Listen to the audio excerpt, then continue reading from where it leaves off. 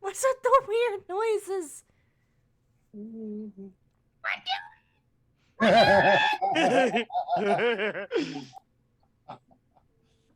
Oh, I need this Kenku. I need the beep boop. Beautiful. Oh, Paige. What? So the party faced the Nidhogg yesterday. Fun. They murked it. Specifically Bragvidir. Oh my Bragvidir God. murked it. My God. Apparently, my cardboard cutout couldn't punch it very well. I'm sorry, I was rolling shit last night, alright? Shit for the Nidhogg and shit for me. Like, oh, no, like, I punched the Nidhogg. Look, I did a U. I activated Fangs to the Fire Serpent. I was like, okay, yeah, let's do this. Yep. Whiff. Fuck. Whiff. Fuck. Yep. That's all right. The old whip fuck. Playing a game of whack fuck here. Whack fuck. But no, Bradford did over 100 points of damage in one round. He critted 3 times. That's Slithery Wizard. Even though he's not actually a wizard. My God. That's called barbarians. Also, did we even try to talk to the Nidhogg, or did we just come in and be like, kill? Yeah, no. The object. As soon as you guys saw how big it was and how it looked, everyone was just like, nope, kill it. Fuck that shit. Lethe was very clear. She don't do bugs. She don't do bugs. And funnily enough, was the only one to fail Frightful Presence. Dragon bug. She don't do bugs. A lot of it was, everyone's like 20, 22, 18. I'm like, I also did great. 6.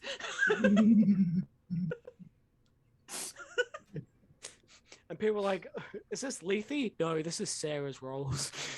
This is just me. It's not available right now. Please leave a message. Was it my password or Trace that gave him such crazy rolls, or is that? Don't believe so. It should have given him advantage to attacks because he was hidden. On the first one. But at the top of the round, they didn't start hidden. True. You guys were kind of out in the open.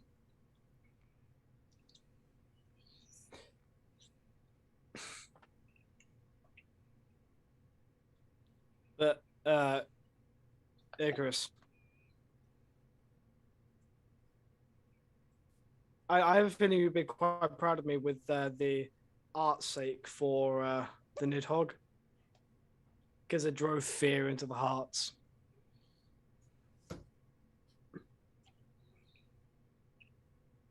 Oh, that's very good. And also horrifying. It has antlers. Just like today. Yes, hello everyone. Welcome to Kingdom Chronicles. I am turned to page 394 here with M Chief, Aki Obsession, Icarus of Might, Alpha Hannah 5311, Bryce Osceles, Bard of the Midwest, and Bridgie Lee 123. We are here for our 70th session.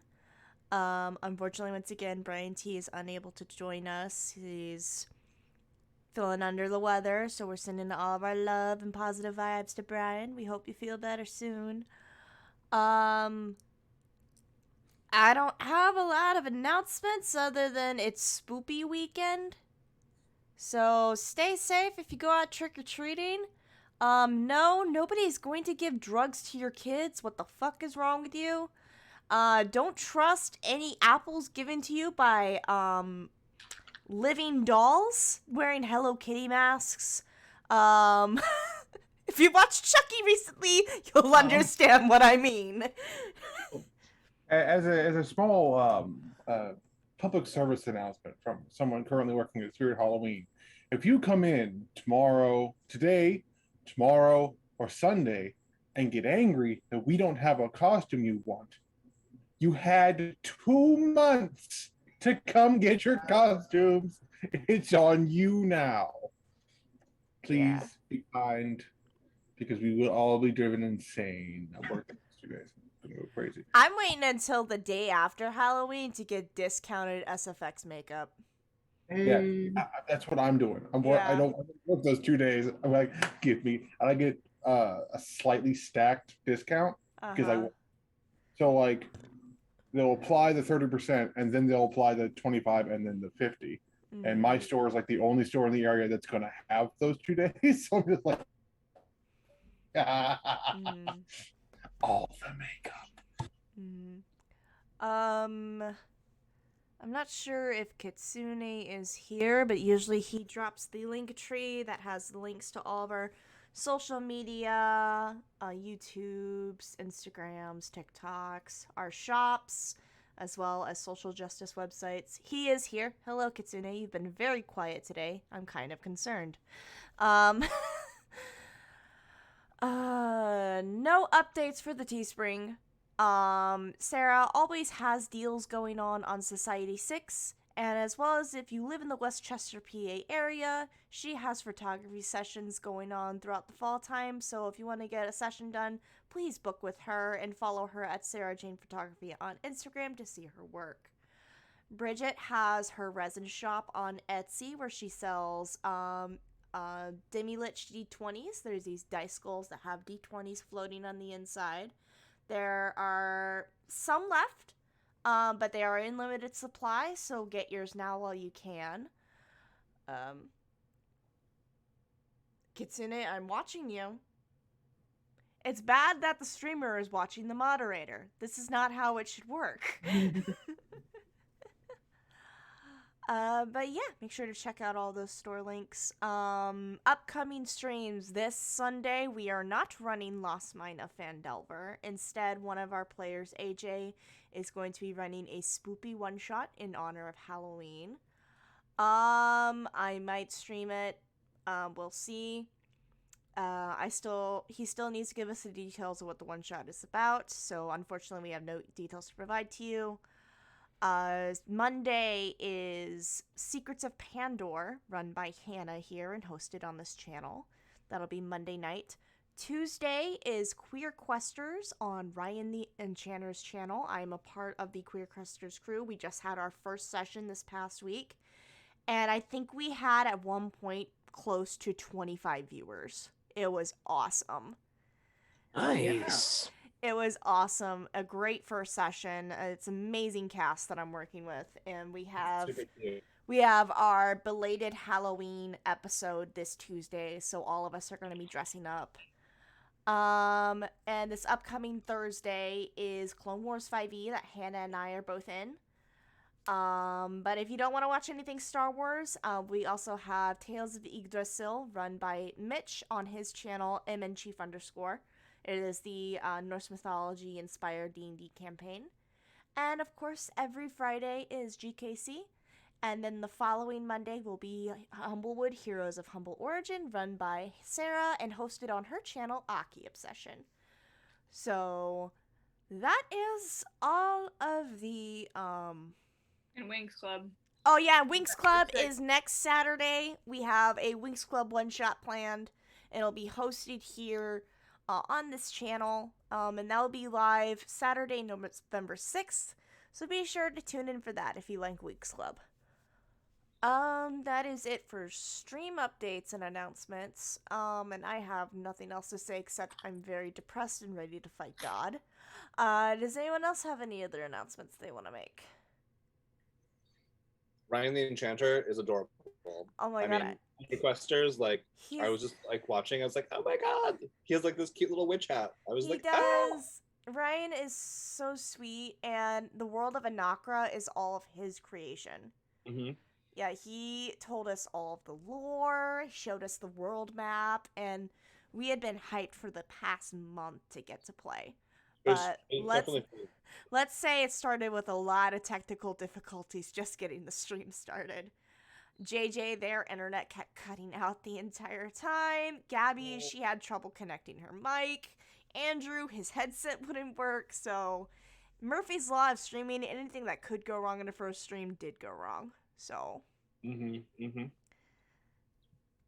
yeah, I think we're gonna do like a solid half hour before we stream, do like a sound check, tech check, and all that before we go live. So, that doesn't happen again in the future.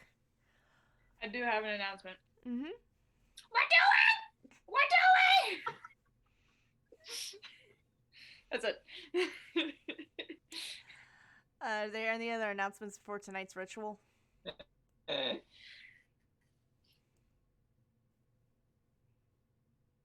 No, I'm not gonna be that dickish. You all just lost the game. I lost a long ass time ago, so. Call and That was uncalled for. I feel like I was just verbally abused just now. You will be in contact with my lawyer very soon. Alright, any other last minute announcements? If not, Hannah. Happy Halloween. Yeah, happy Halloween, everyone.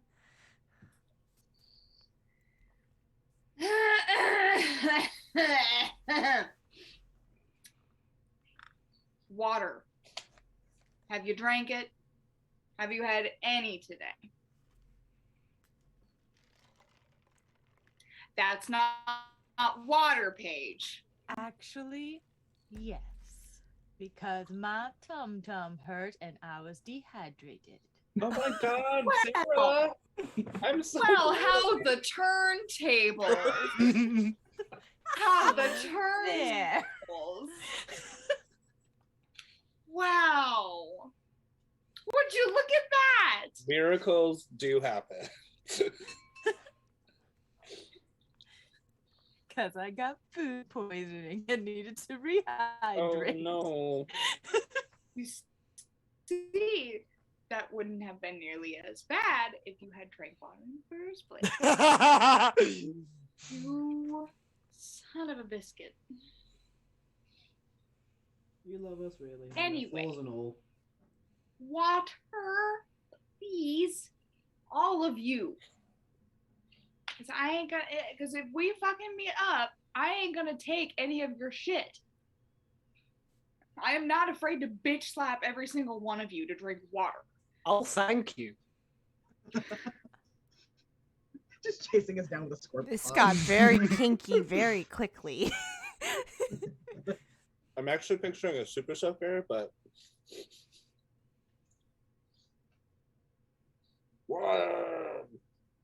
Just know that I love you guys a lot, okay? I care about each and every one of you. You all are incredibly special, talented, you are beautiful and handsome, and so creative and wonderful, and the way that you guys express yourself is amazing. You are made of greatness and shaped in love. There's no reason to fear when we have each other. You are cared for. You're important. And I'm glad that I have friends like you guys, that I can be around you guys, that I can share in these amazing stories, these amazing worlds that we can be a part of. For a very long time, I felt like I didn't really truly belong in many different places. but being a part of this group has made me feel like I belong. And even the fact that you guys just came up to me and was like, hey, if you want to join, it blew my mind. So thank you for adopting this cis straight girl into your very colorful group of friends. Uh, I know I am the bland piece of toast when compared to the donuts that all of you guys are. Girl, you So, are a thank donut. You take that fucking back. Yeah. Reverse Thank it now. you Reverse no. for the love and the care and the affection. And just thank you all for being so wonderful. I love each and every one of you. Keep your heads up. Make sure not to let that crown slip off your head. You guys are amazing. And, yeah.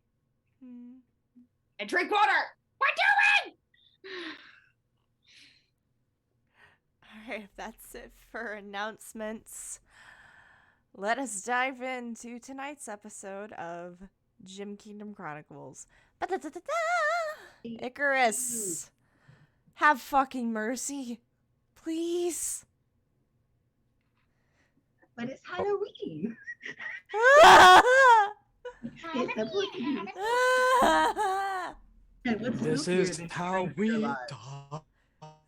What if I don't want mercy? This is Halloween. This is Halloween. Halloween. That- Halloween. Halloween. Then- Halloween. Then, my dude, you have reached into the levels of masochism. Once again, this got very kinky very quickly. So, as we welcome the newly appointed masochists to the party. So, previously on Kingdom Chronicles. Boy. Just, oh boy.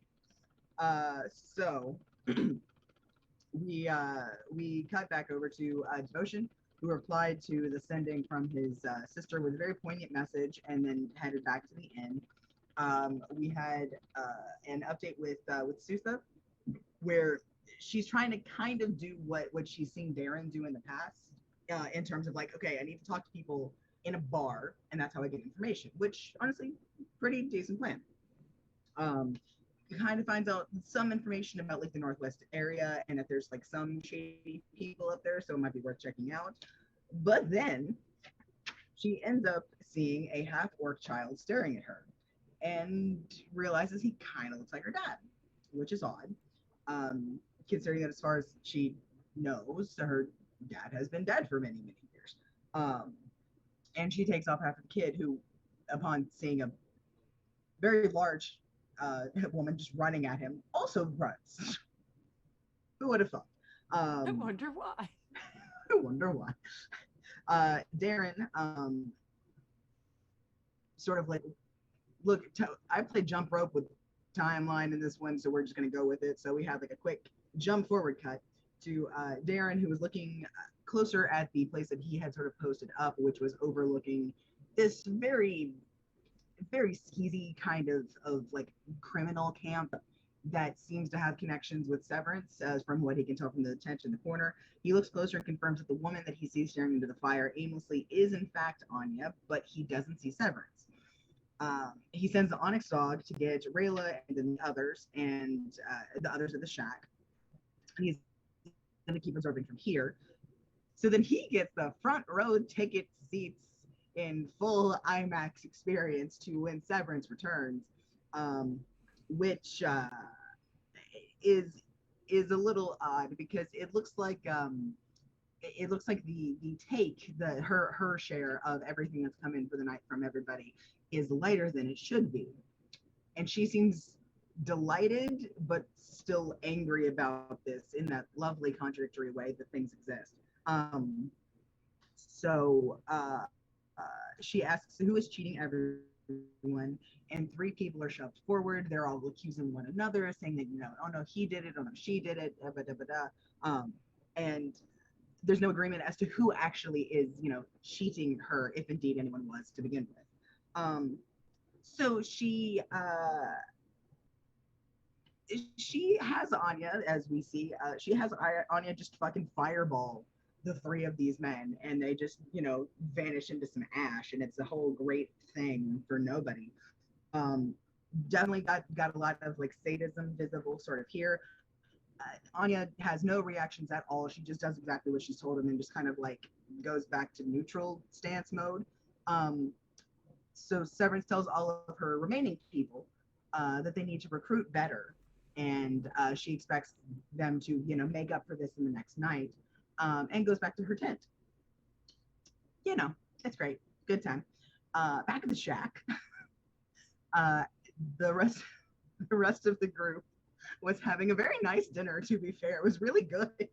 It was a nice evening for everybody else. So Belladonna, Zinc in disguise, Drax and Isla were having a nice time in the private room that they had taken out so that they could like let their disguises down and kind of breathe a little easier. We got to see some more of the fun things that Belladonna keeps in her pseudo Mary Poppins bag, as I like to consider it. And everybody kind of has a little bit of time to kind of go over the details of their day, what they were doing. There was some really good just RP back and forth between this time, as Belladonna almost kind of helped play like mini therapist to kind of being like, hey, think about that and let's not do it again kind of thing, which was nice. Honestly, there was just a lot of like sharing and a little bit of venting even, and just kind of getting closer as a group with like the therapy stuff kind of sprinkled in there. It was honestly pretty cool. Cut back over to Sutha. She's running after the kid. She sees him running into a forge, and tell a human woman that he kind of looks a little bit similar to as well. And she hears say in orc, she looks like Papa. Goes in, very tense, not sure what the fuck is happening because what is life? The woman offers to go get the forge master. She's not really sure why, but eventually agrees to it, and then sees her dad come out, who calls her by her real name. And Sutha understandably freaked the fuck out, books it. Promptly goes, I don't have time to unpack all of this, and leaves. Which, yeah, honestly. And she just kind of wanders around until Darren's dog passes her by and says to follow him, because as a magical onyx dog, he can talk, and it's a little Doug from Up-esque is where I got my inspiration for that.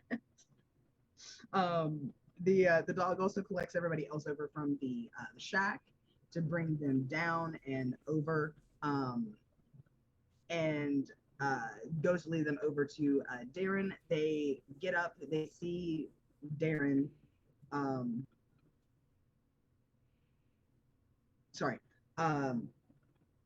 The dog leads them over. Sorry, my notes are a little weird here for some reason.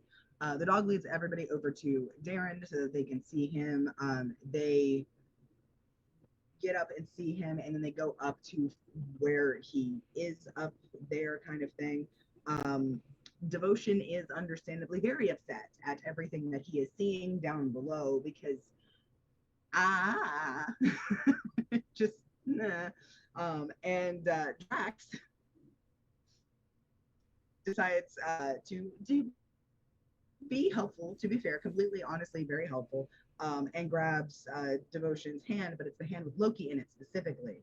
And he does manage to calm him down, but Drax does hear Loki's voice in his head and going, oh, you're Thor's champion. And he lets go. I also have here that Belladonna calls on her patron for strength for the battle ahead. So yeah, good shit. And the last shot that we have is we see everyone, and we had a quick cut zoom in on a Devotion's headspace, like one of those really deep quick cuts, if that makes sense, where it like goes into your eye kind of thing, and then it just like populates. And we see Loki sort of in Devotion's head space, reclining on his throne, looking very Tom Hiddleston-esque, because had the budget for Tom Hiddleston because fuck it, this is my show, and I say what we have budget for. Specifically, President Loki. Yes, I love it. And we hear him say, "This will be so fine." So that's where we are. Y'all are still on the roof. Still having a good old time. Good maybe in quotation marks, but who's to say? So yeah. But yeah, you guys are on the roof. You can kind of see everything that's going on down below. There's not a whole lot going on at this moment. There is like some residual dust that Darren knows exactly what that's from. There is some residual dust kind of, buffeting around down there. Anya's now sitting and staring at the fire and kind of like just idly rocking back and forth. Severance has gone into the tent. Y'all think from the faint shadows that you can kind of see on the wall.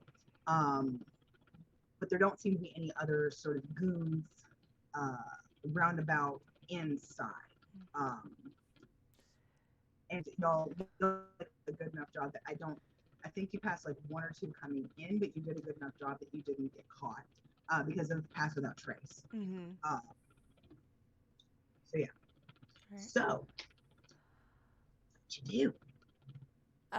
Belladonna is going to glance to Devotion and be like, "Is that your wife down there?"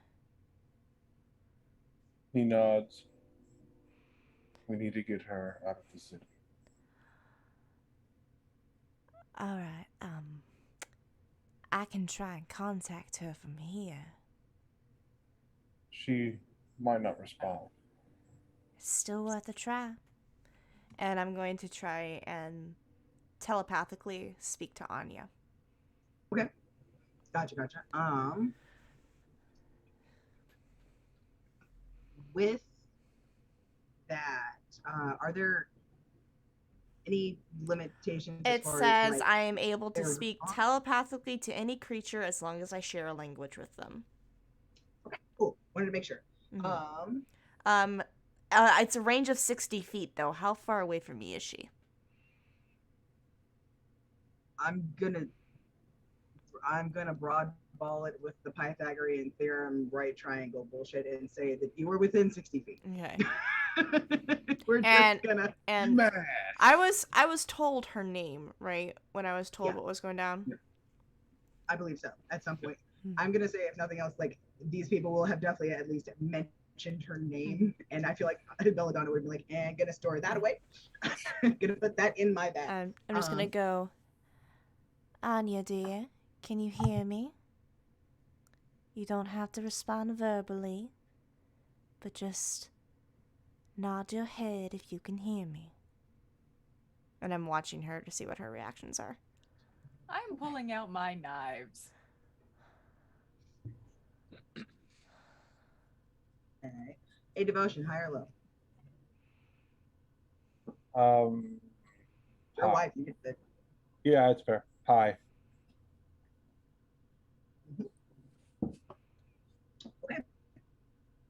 Okay. So it takes you a little longer than you're used to for you to get a response of some kind. And it almost, even though like that your message went through, like there is no doubt it did go through, it almost feels like you had to put a little bit more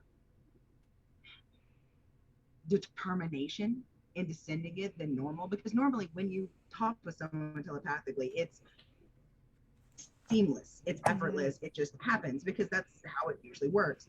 For this one, it's almost like you're trying to fit a square peg in a round hole, and the square doesn't make a circle. Squares make a circle. And that one's still green. That one's still green. Continue. So will go through. It's just sort of taking you. You have to actually kind of push, if that makes sense. Does she nod at all? Which Do is I probably get? like? It takes a good like 30 seconds from when you sent it, but eventually you do see like a very and. To this point, she's been just kind of like idly rocking back and forth, but hasn't really been doing much. You eventually do see a very, very sharp, very quick, just up, down, and then goes back to rock. All right, very good, dear. I'm gonna be frank with you. Some shit is about to go down. So, once it does, I need you to find a safe place to hide. Can you do that for me? Nod if you can. And I wait patiently to see how she responds.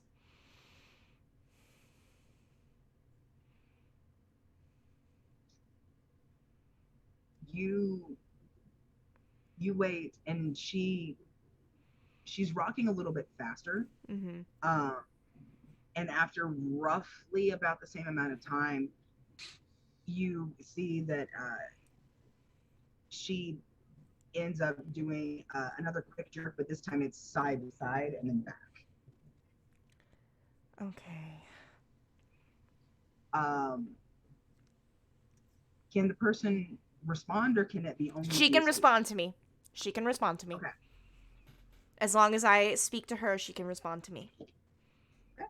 Gotcha. Cool. That's what I get from this feat. Okay, perfect. Just wanted to make sure. You hear on the heels of that.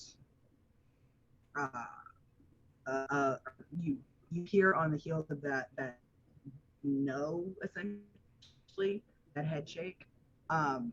It's so faint you almost didn't pick it up, but it's in your head, so like you have no choice but to have heard it, if that makes sense. It's just very quiet.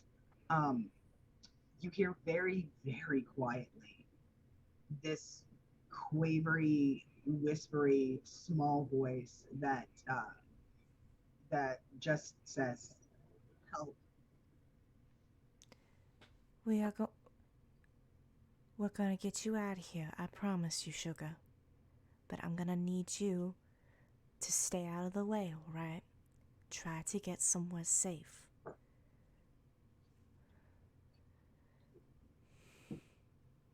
And if anyone's watching Belladonna, she's like just seriously focusing on Anya. I thought Darren was intense. Hi, Darren. Who is intense as always. Yeah.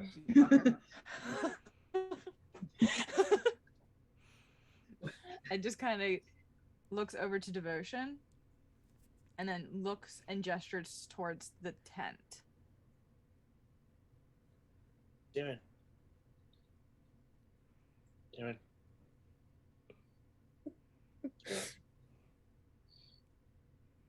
Darren. Darren. During any like pause or something, I'm just gonna look to the group. We need to get her out of here quickly. She sounds scared out of her mind. She still has some faculties left. We might be able to recover her more easily. If all you heard in your head was chanting, then that'd be a little more complicated. All she said was help. So I told her, I was frank with her. I told her shit is about to go down. So, in my personal opinion, it's best that she stays out of the way. I told her to hide once shit starts to go down. I don't think that's going to happen. She was used as a weapon not long ago. With a simple look. What? Well, if she can't hide, I can. Is important in this work. Well, if she can't hide, I probably have a means of getting her away from here. But I will have to get up to her. Adrian's going to go over to Antonio and just be, what? Do you want to be invisible? See there's anyone else who's not as good at hiding first. I have a spell on my. I have a spell that lets me be invisible with my staff. I'm able to make myself invisible as well.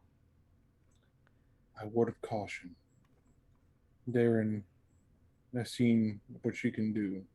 If Severance has a command word that she can use to force her to use her magic, you will need to be ready. She is excellent at fire magic. And I've seen. And I'm resistant to fire. I think I can handle myself. I certainly hope so. Hopefully, I can get her out of here before any command word is uttered. Can we just break the DM?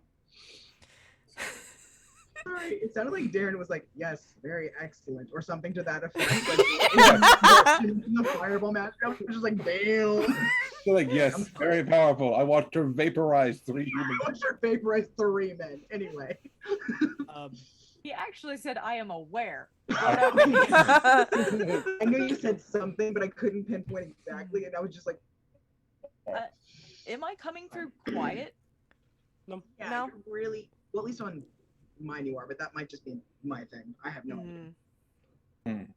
I had to unplug my mic earlier, so that could be why. I noticed when I was trying to say something earlier, I don't think anyone heard me, so that's why I'm wondering.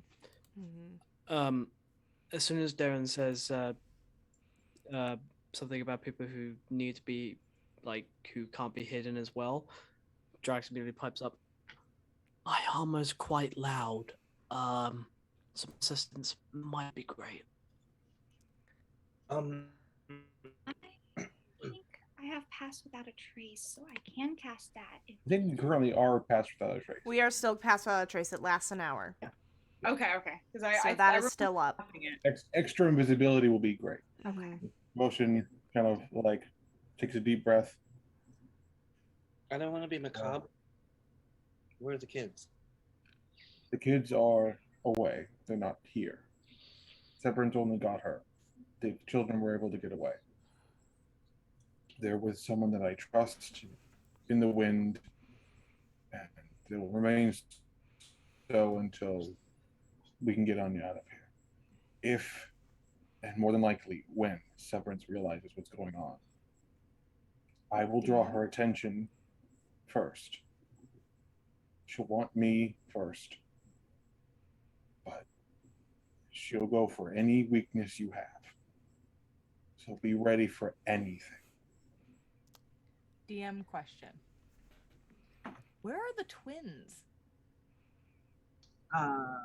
Yes. Did the dog get them? The dog did, sorry. Oh, look at that. The twins climb up behind you because they were definitely here the whole time. Just checking. Sorry. They've been just waiting. Devotion. Actually, sorry, real quick. The twins do come up, and Rayla specifically gives Darren a tap on the shoulder, and gives you a couple, and is like kind of crouched, saying low, and mentions very quietly to you,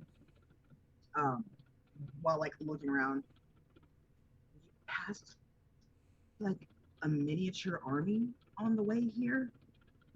I don't know if she's called a bunch of people or if they're like coming back for something. They've got some unhappy people with them. I don't know. There's like 20 guys on the way here. I don't know. They look freaked the fuck out though. That's the case. We need to work quickly. If I can get to Anya, I can get her out of here. I can make that a priority. I can probably get the door open if we want to avoid going in through this large hole. Well, I could easily fly down as once I cast invisibility on myself, sneak in that way. She's just right down there. I just have to be able to touch her and I can get her out. I'll be right back. All right. How far are we from the ground? You are. Oh right, I said it was like a 4, 5, 6 triangle. Sorry. Anyway, whatever. I think that's a thing. I don't remember at this point. I'm gonna say, for shorthand's sake, you guys are 40 feet from the ground, and on the ground, it's a right triangle: 40 feet, 50 feet, 60 feet. So, I don't care if that's technically accurate or not. It's your world. You make up the math. I make the Pythagorean theorem.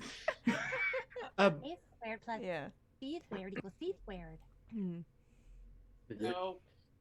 So, essentially, my plan is to cast greater invisibility on myself, fly down to Anya, and zap us out of there with Dimension Door. That's kind of my plan right now.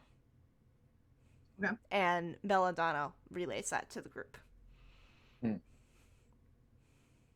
Should I get a door open so those who need to be close combat can get there in case something happens, in case you're seen through? That would probably be the best course of action to do. Alright. Although, Devotion, I'm going to need you to promise the whole entire group something. And this is non-negotiable. Go on. Don't play the martyr.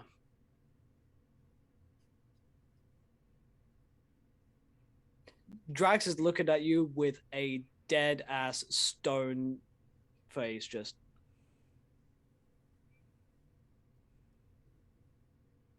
I'll do what needs to be done. I don't intend on getting myself killed. Or any of you I killed. need to hear you say it. What won't you play? I won't play the martyr. Good. I'm waiting like I say that. I'm waiting for somebody to say insight. Like immediate. Actually, you know what? Fuck it. Insight. Insight, motherfucker. Repeat after me, motherfucker. Okay, here's the thing. I'm going to roll to combat your insight, but I'm not going to tell you what the check I'm using is. I will either be using, of course, perception or Persuasion or deception? persuasion Those the words or you're looking for? yes. Are Those these the words you're looking for? are these the words you're looking for? Now I need a D&D character with this voice. Please don't. That's an old tavern keeper that has like the side quest that leads to a legendary. Have you been to the yawning portal? Oh God. I mean, granted, also the funnily enough, those two checks have the same modifier, so it's real easy. I rolled Okay. low on insight. Which makes sense. Out of anyone, she hasn't gotten to interact very much with Devotion, Yeah. so she's not as keen on reading his facial cues or lack thereof. He is very stoic at the moment. Belladonna's just really focused, looking around of like, okay, if I land down there, where can I dimension door her to, and then fly us out to safety? She's like planning. All the maths equations are going in her head. Yeah, the equations are floating around her brain. She's Sherlocking it. You said that out loud, though, right? What your plan was, or was Yeah, that I told the group what the plan was. Yeah. I just said it as me because I didn't want to hoity-toity sound fancy saying it. Yeah. If you can dimension door here, I can teleport us somewhere further, and I can maybe dispel any magic that's on her. That sounds like a plan. We can do that. As long as I can just get down to her and convince her to come along with me, I'll pop back to you. And then, you want all three of us to teleport out, or just you and her? We can cross that bridge when we get there. Yeah, let's focus on getting her up here first. 24 for my insight, by the way. Real quick, when Belladonna and Zing make this plan, Belladonna, I want you to tell her one thing, and it may help her trust you a little more. What is The it? cubs sleep under white fur. It's a code phrase we use to tell each other that the children are safe. Oh, I thought it was some weird bedroom thing. No, it's a passage from Tyr's holy text. What was We it use- again? You cut out. Oh, sorry. The cubs sleep under white furs. Cubs sleep under white furs. I'm gonna make a note of that. And there's a code phrase that Anya knows, which means Mm-hmm. both children are safe and I am an ally of devotion. Mm-hmm. Because they did some planning just in case the show went down. All right. Okay. Yeah. Oh, so you got who else rolled? Belladonna's working on her thing. Drax, you. Who else did insight? I did a quick one, but I'm also leaving the roof, so I don't know. He's What did you get? No. 18. 18. Okay. Darren, he seems to, everything seems fine with him. He seems very stoic. Can't really pierce. You can tell he's still he's ready for a fight, but other than that, can't see much. Drax, Yeah. you see with your 24, which is better nice. You beat me by 4 because I got a dirty 20. You see, he is telling you the truth. He's not going to play the martyr.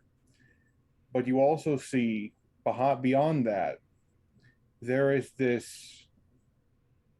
He looks too calm.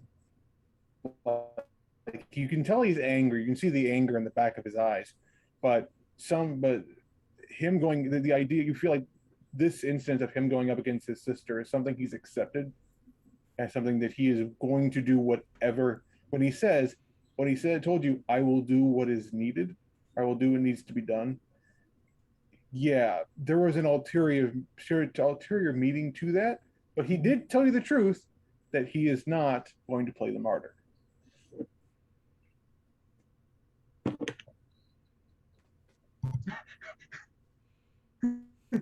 Can I bop him with my hammer? Drax is gonna look to devotion. You're not planning to set off that nuke in that staff, are you? My sister is not worth the entire city of Diamond.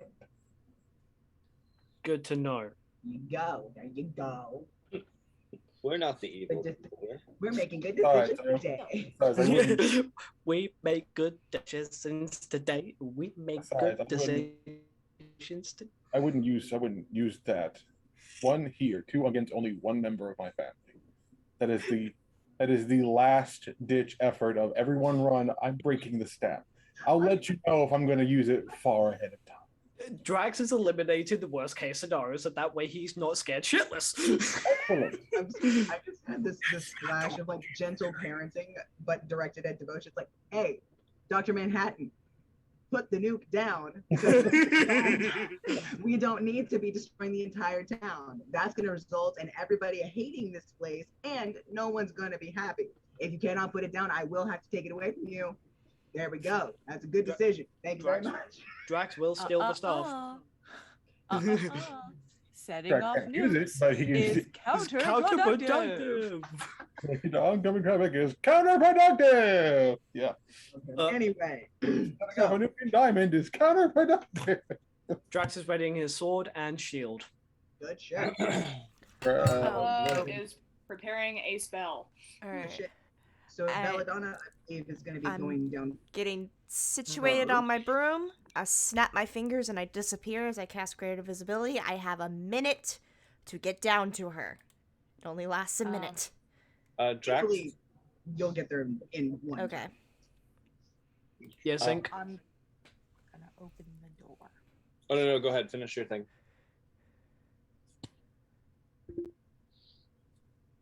Okay, Drax. Did we ask? Wait, am I muted? No, you're not. We just Okay. said no. You said go ahead, and there were 3 people talking. So we're like, to who? Mhm. Oh, okay. Just real quick. You wanted the greater invisibility because you're the loudest. I have disadvantage on stealth due to my dragon scale mail armor. So if you're invisible, that should cancel it out. Yeah, it'll at least make it a flat roll. But I loud. Yeah, but last session I put on Veil of Dusk, so I'm doing straight stealth rolls Mm-hmm. with the fast value trace, but I'm doing straight because I give myself a boost. So, great invisibility would be great. That way I can still hit shit and be invisible for a minute. Yeah, but if people can hear you, then they can target you. They would still have disadvantage to attack. Yep. And you kind of smell like a baka. You kind of smell like a baka. Zink, And an egg. Zink, I will slap you before we go into combat. Okay. So yeah, descend. I'm going just to- slowly coasting down since my spell makes everything on me invisible, so nobody even sees a broom flying. I'm just And you- gone. Yeah, we can't even hear you because you're, flying. Yeah. So, I was gonna unlock the door so that she would have a backup plan for those who need to get in there hot and heavy quickly, right? Right. Roll sleight of hand for me real quick. Mm-hmm. Did anyone follow me down? Oh So no, that people Devotion could is going to actually drop in from Get this. there hot and heavy if they need to. Drax will. Yeah, Devotion's because Devotion can fly. He's going to airdrop into the room if he needs. Rayla and Xander, I'm gonna say because I'm not controlling that many NPCs for if this turns into a fight. Rayla and Xander are gonna head off the army and try and delay them without it looking like they're being delayed. Mm-hmm. So the only people that would have followed you All right. are on this call. if that's the case, Drax, it's a touch spell, so. Yeah, Drax will stay until he's got great invisibility, then he will follow Darren down to the door. And Yep. Zank, you're staying up on the ledge, yeah, like we planned. Yep. You have a minute. All right. Okay, Isla, Sutha, are you guys following down with the rest of them? Okay. All right, so we've got all of our melees and magics going down. The two flyers. Well, one's already heading down. One's going to make his grand entrance, and Zink is up top, ready to teleport out. Hi. Okay. Hi. What's up? Oh, wild magic. Oh shit. Hi. All right, I haven't actually rolled it yet. I love how Zing is like, oh yeah, the thing I do. Look at that, you are safe. Woo! Everybody, Fireworks display on the roof. fireworks. God! No, Shouting this is for the greatest an hour. time for every time he speaks, it's shouting at the top of his lungs. I'm Hey, guys. being stealthy. I rolled a 6! Anyway, but no, you are safe. No wild magic effect. Did Sutha go down with them? Yes. Okay, so who's on the rooftop still? Just you. Just you, I think. And Devotion until he drops Yeah, down. you And Gary. he's And ready Gary. to- and Gary. Devotion has his Devotion is a quiet flyer, but he is not silent as Belladonna is on the broom because wing flaps do still Yeah. make noise. They can't. Even bad flaps do make noise, which is kind of what you're modeled after. we have shield and sword of sharpness. All right. Coasting down. I So, rolled yeah. a 20 to unlock. You'll notice. Sorry, real quick. Darren, roll me sleight of hand just to make sure you don't fail. Yeah, I rolled a 20. A dirty 20 to unlock the door. Like, it's mostly just to make sure you didn't fail. Yeah, no, that shit pops open. You like wink at it. I think Sierra's done that at least once. Like just winked at it and it opened because she rolled like a nat 20 on like a. No, he once rolled a nat 20 on my collar, remember? And I told him he was getting fucked later that night. That was it. I magic these off. All right. So yeah, you open up the thing. You're able to carefully ease the door open. You, Darren, because you've been here for a little bit, you also are able to know. You were able to notice as people were moving in and out. This door squeaks like no one's business. It squeaks like something small is being murdered every time it opens and closes. There's nothing wrong with Love it. my It's just a handy squeaky dandy fucking door. W40. No. This is ye old WD-40. Water deep. Also known as It's lard. I don't Let her know. eat 40, you know. Lardy 40. Yeah, there we go. Lardy 40. There we go. That's what it is. Every door needs a lubricant. No, Lardy 40. LAW.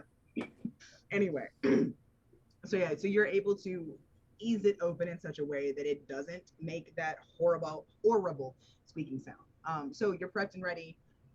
So Belladonna, as you're descending into the very spacious room, you get the lovely, lovely fading aroma of atomized flesh and bone.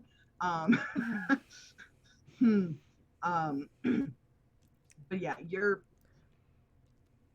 able to pick up like, oh, okay, so something bad happened here. I don't know if you want to think too much about that, but something bad happened here. You can get that vibe and no problem. Just reminds me of when Mama lost her temper one time.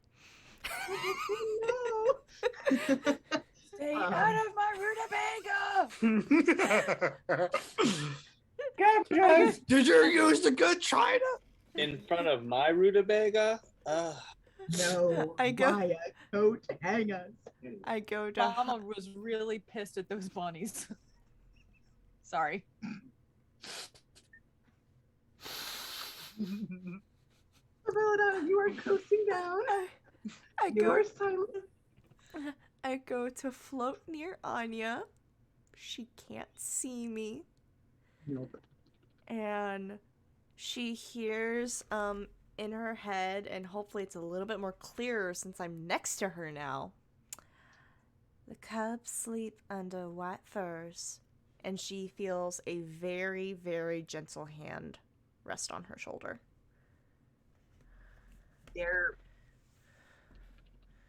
There's a reaction to the touch because that's much more immediate.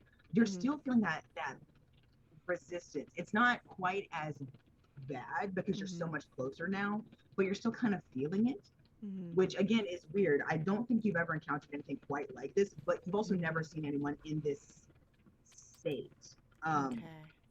Especially because roll me a quick Arcana check. Okay, now you're down. dokie. I don't trust this dice. I don't trust it for some reason. Let's roll Scanlan. Yeah, Scanlan, you could have done better. 16. Okay. It's especially weird that you're getting this sensation because normally you would think that like, oh, that's like some kind of magic barrier. Who the fuck knows? You're not sensing, besides the fact that she herself is a magical person and she can cast magic, you don't sense any kind of magic aura clinging to her like an external, if that makes sense. So there's no other magic placed upon her. Not that you can detect. To be fair, like you didn't cast like full-on detect magic, but as a magic user who's been in this city of experimental what the fuckery, you've got a pretty good sense for like, oh yeah, you know, that person's like probably had this cast on them or this. She's not tracking to any of those common manipulation spells essentially, and you don't feel anything holding on to her, and this resistance isn't one that you've ever felt before, so you don't know for sure yet if it is magical in origin or if it's something else, neither of which are great to be uncertain about while you're here trying to whisk her away on an invisible broom. But when you do touch her shoulder, there is a very, very big reaction, like comparatively, where she actually like jerks and like scoots over to the side and looks at like where the touch came from. Basically, you feel that same like resistance kind of going in, but not quite as bad as I mentioned. And within like 10 seconds this time, you say that. Roll me a quick insight check, because she's Scanlan. She's damaged. Dirty 20. Good shit. It's maybe a little alarming to you because since you're this close, because you were able to get literally close enough to touch her shoulder, you were seeing that she's got, it's like you know that anime trope where like when somebody is like possessed or depressed or what have you, and like they take away all the shinies in the eyes, and everything is like dull, flat, and you can't see like any real distinction. Mm-hmm. It's kind of like that. Like it's like there is, like it's not even like the lights are on. Like no one is home. There is nothing there. Like you are not detecting anything. And it's honestly a little disconcerting. Yeah. You say the code phrase, and like I said, it takes about those 10 seconds to go through. And because she turned to look at you when you touched her shoulder because it hadn't penetrated yet, Mm-hmm. you literally see this little spark. And it almost looks like that little spark of light that lights up her eyes for just a second. Mm-hmm. You say that she kind of like swung her hand to like reach, and like I think it just ended She up kind of probably bumping like her shoulder. yeah. Yeah. My So it nice does that, fluffy coat and on. it's sort of like, yeah, it's like someone, you say that and you feel and you see and feel that grip just tighten. She doesn't say anything else. It looks like she can't, she Mhm. hasn't like put in anything to like actually open her Mhm. mouth, but you feel and you can see like this white knuckled grip. Mhm. What do you do? I move my hand from her shoulder to hold on to the one that's holding me, and I Mhm. actually verbally say to her, "Don't let go," and I cast Dimension Door back and take us back up to the top. Good shit. All right. Anyone who is up top, which is Zinc and Devotion, and anyone who's peeking through the door, most likely Darren, watches as Anya blinks out of existence. And then for Zinc and Devotion, she appears next to you guys up on the ledge, while Belladonna is still invisible, at least for a couple more seconds. Yeah. There's also, because that's how Dimension Door works, there is a lovely poof of sulfuric smell that accompanies this. Yeah. Because that's what Dimension Door does. Yeah. Emotion. Yeah. And like as soon as Anya appears, Belladonna then fades back into existence, and she's still holding Anya's hand. Yeah, Anya's will... still doing. She's looking down like at the ground because now she's actually like standing. Mm-hmm. Just because like when you poofed, it was a little above like Mm-hmm. where she had been like sitting before, so she kind of Mm-hmm. had to stand. So now she's standing and she's got that like death grip, Mm-hmm. but she's just looking down and Zinc and just still kind of like swaying. Zinc turn. Yeah, I'm holding on to her to keep her from collapsing. And Zinc removes the hat of disguise and like sort of like in her periphery, or like just in her line of sight, like, "Hi, it's so good to see you." Zinc, we need to get her out of here. I know. Let's give them a minute. And actually, in that minute, Zinc is going to start casting Teleportation Circle. Sorry, one more time. I'm going to cast the minute-long Teleportation Circle spell. Mm-hmm. Okay. So Gotcha. 10 rounds. Yeah. I'm going to carefully guide Anya's hand to Zinc's. Mhm. Because I'm still not sure if I'm going with them or not. Planning to not go with them for now. Okay. So have Zinc be ready to like, take this her is out. someone else go here. Yeah. I'm I'm gonna have her stay close to Zinc, and then once he's done, be like to Zinc, get her out of here. He takes her hand and puts it on his shoulder, and then continues to cast. And you guys can see the lights and the colors are as muted as possible, just to draw like as little attention as necessary to the rooftop where we're hiding. Devotion, you're still up there, right? Yeah. What do you do? She's not looking at. She's not looking at anyone. She's literally like kind of looking like at her feet or at the ground just in front of it. Yeah. He's for like a couple seconds. He just kind of stares at her and sees her in this state, and just takes a very deep breath and sort of moves closer and sort of leans his head down to rest his forehead against hers. There's a very them sort of showing a showing of affection. My Hearthfire. 48 seconds. I promise. Once this is done, I'll make sure you're safe. Go with him and wait for me. I'm putting an end to this. 42 seconds. Devotion, there's a moment of there's it's a little harder for you to see because she's literally not like looking up, but you think you see that there's a moment of her like breathing just a little less robotically, like just for a moment, and she goes to very like kind of jerkily kind of turns her head a little bit. However, right before she would look over and make eye contact, Don't you say it. Don't you fucking I say need it. everybody to roll me a perception check, especially the people down below. 18. I'm casting a spell. Do I?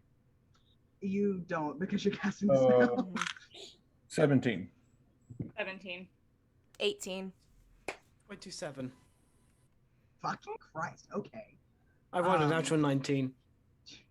Okay. Darren. 25. All right. And Sutha?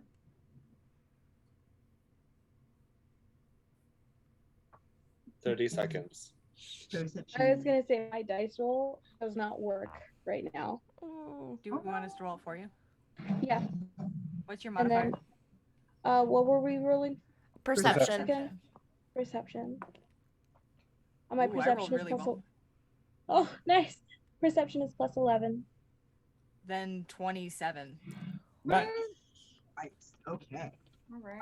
Okay, so thankfully, everybody but Zink, because he is occupied, everybody but Zink is able to hear this sudden cry from the tent of, wait, what's that? And you all are able to literally hear it. Sounds weird to say, a very violent, like, sniffing in the air. I can barely hear you right now. Icarus, I can barely hear you right now. Oh, Bridget. I think what you're playing is coming through your It's headphones. like my mom's, but doesn't. Whoa, that was loud. Ooh. Okay, there we go. Here we go. It's you guys hear a very loud a very loud sniffing in the air, and then that tent flap is thrown open, and you see this tiefling there in all of her scary glory. And she looks at where Anya's supposed to be, and then screams, "Someone has been playing in my toy chest." 44 Her seconds. teeth click. Anya shrinks into herself, like almost like she's still got a hand on you, Zink, which is fine because you're short anyway. Mm-hmm. I know you're tall for a gnome, but still, she like shrinks down and like goes down and like hugs her knees essentially while still having that death grip on you. He's gonna like just comfort hand while he's still casting. 24 seconds. Alright. And she's looking all around down here. It looks like she rolled shitty for her perception, so she doesn't actually see what's going on the roof. She did, however, smell the sulfur because she rolled a 19 to perceive that. I was going to. I didn't want to interrupt the role play earlier. I was going to say that after opening the door, Darren is like gone and slunk across the wall. Mhm. So he's sneak into the building a bit. Okay. Drax is gonna one of the visitors gonna basically follow right behind Darren's ass and be as quiet as he possibly can. I'm just imagining like jump, jump, jump, jump. If anybody on the ground level is coming in, go ahead and roll me stealth. What's that page? Should I also roll perception to know that I'm being followed? So. Oh no. Sorry. I'm trying to debate if I want to try to distract Severance right now. Because I have an idea. Because she's still looking around on the ground. Yeah. I want to cast a major image of devotion down on the ground to distract her. That is fair. I'll do it. To give Zinc more time to cast a spell, and to give Devotion more time to comfort his wife before she's teleported out. I just need 4 rounds. So that is gonna burn up my final 4th level spell slot. That's fair. Real quick, go on the ground. What did y'all roll? Because she is searching down here, and she did real good on her thirst down here. Do we still have that pass without a trace? You do. I'm not sure how the hell I'm gonna parse this out. Y'all, she rolled a 20. She rolled a nat 20. That's why I'm trying to figure out how to parse this. So I know we're not in battle, but do you want us to roll initiative just so we have like? Not yet. Okay. Not yet. Okay. So Drax, what did you roll? 34 total. Did you also roll a nat 20? I rolled a nat for 19. Okay. I rolled a nat 20 for a total of 24. Wait, you have plus your 10 is 34. Wait, which is how much again? It'll make it 34. Another 10, so 34. That's 34. What? Aaron, I'm afraid. 40. So I think with the bonuses and stuff that I gave her, I think she would have rolled a 28 total for her perception. So did down somebody here on the ground? Did somebody roll for Sutha? I will. Yeah. Sutha, what's your stealth modifier? I'm able to get her sheet up actually. So let me get that for you real quick. So including pass without trace, 29. So that beats Severance. Yeah, so that's the weird thing with this is because we have like competing nat 20s. The way that I think I might just do it is because someone on the PC side also rolled a nat 20. I think they're going to cancel each other out. It just comes down to the pure values. But y'all's results also still beat out even her max score. So, which is, I know is weird because nat 20 is supposed to mean auto succeed. However, y'all good as fuck. So I don't think she's actually able to catch on to any of you. And because she's specifically looking down here on the ground, she's not looking up, and the roof is far enough up that she's not detecting anything going on up there either, just because it's a bit out of the range of where she's focusing. Especially once Belladonna tosses in her tiny, large stick of dynamite in the shape of a mess. If there's a way to distract her, that'll do it. Yeah, that's a stick of dynamite. He's red, and if you light him on fire, he gets angry and explodes. I mean, I can move him, and I can make him look like he's on fire once he moves. I mean, but my suggestion is that you make it look like he's walking out of one of the corners. That's what as I'm controlling the illusion, it makes it look like he's walking out of the shadows. Okay. Alrighty. Interesting. So you do that. She immediately locks onto that, has no problems perceiving it at all. It's just like moving. What? What, brother dear, you didn't click, click, click. Tell me that you were going to be joining us so soon. And she like clicks a few more times as she's looking around like this area. Now, why did you have to take my special toy away? That's so mean. And You were always like such a terrible big brother. And from the way I'm reading it, I can make it. It says the image it seems completely real, including sound, smells, and temperature appropriate to the thing depicted. So I'm like ventriloquisting this whole thing. As I'm speaking, the image speaks as devotion, and I have him say, "This ends now," and make it look like he's drawing a weapon. Okay. Good shit. So she goes ahead and draws hers out. It looks like she's got sorry, words. It looks like she's got 2 blades. Since y'all aren't actually engaged in the combat with her, anybody who's looking on that wants to can make me a perception or arcana check to see what blade she's got. Mm-hmm. Yeah, we don't do Arcana here. I rolled shit for my Arcana. Oh god. You can blame it on the That's a distance. 10.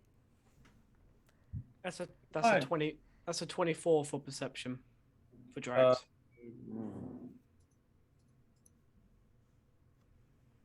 All right. Basically, if you got a, I'm gonna say if you got a 15 or above, just so y'all don't have to read it out. If you got a 15 or above on either check, you're able to deduce that she's got 2. Where did you go? She has 2 dagger of venom. Dagger of what? Daggers of Venom. venom. Venom. Venom. Venom. Under any other circumstances, Zink would be like, "Let's be besties." Don't be besties with the psychopath. So, I mean- also, don't tell a psychopath that they're a psychopath. They get very upset. Are any of her underlings still around? And has a round passed. Am I on round 3 rounds left? Okay. Yeah. Okay. No, currently it doesn't look like any of her underlings are here. She's drawn her blades and has started sort of circling devotion, essentially like as she's sort of sizing him up, as she thinks. And y'all can hear her just 18 seconds. alone. Well,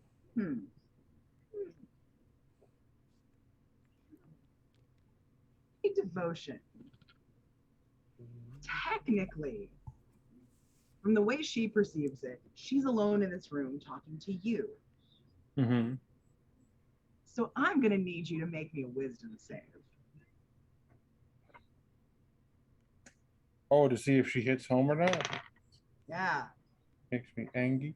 Her Wisdom. DCs are I think her DCs are actually let's see, she's got a her DC is 16. Oh no. So for the record, I want you all to know that my wisdom save modifier is a plus 12. She rolled a 16. I rolled a 3. So she beat me by. Wait. You could portent by 4.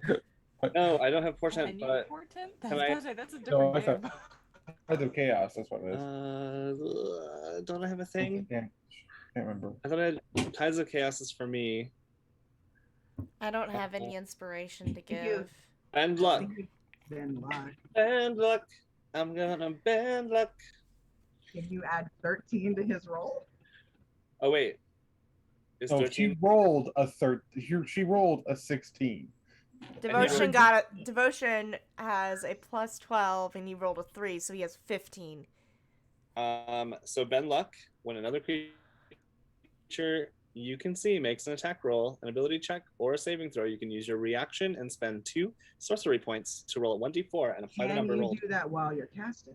It's a reaction, so technically, because you have an action, a reaction, and a bonus action on your turn, so I feel like I could be like, "You got this, Devotion," and then like continue casting. That sounds pretty convincing to me, DM. I think I'll allow it. Yeah, no. Plus 3, baby. So you now have an 18. Yeah. And Zinc is also gonna say, "We're almost out of here, baby." Everyone's baby right now. Baby right now. In that case, so basically what you were hearing is y'all are all able to hear this because again, she thinks that she's alone because as she perceived the room, she was. So you are all able to hear her talking to Devotion, and it's this stream. It's almost like this stream of consciousness, like discussion with the clicks interspersed. But it gives everybody who's listening this very like creepy feeling because these are all things that like should be either good things or just should be like completely innocuous conversational bits, but they just feel wrong. Like it just feels like she's deliberately saying them and that they have so much double meaning to them that maybe even Devotion doesn't know specifically, but it's meant to hit home in a way that like it just should not. Like there shouldn't be a way for you to be like, oh, you were always just the best big brother until of course you weren't anymore. And then look what happened. Oh, how terrible for everyone.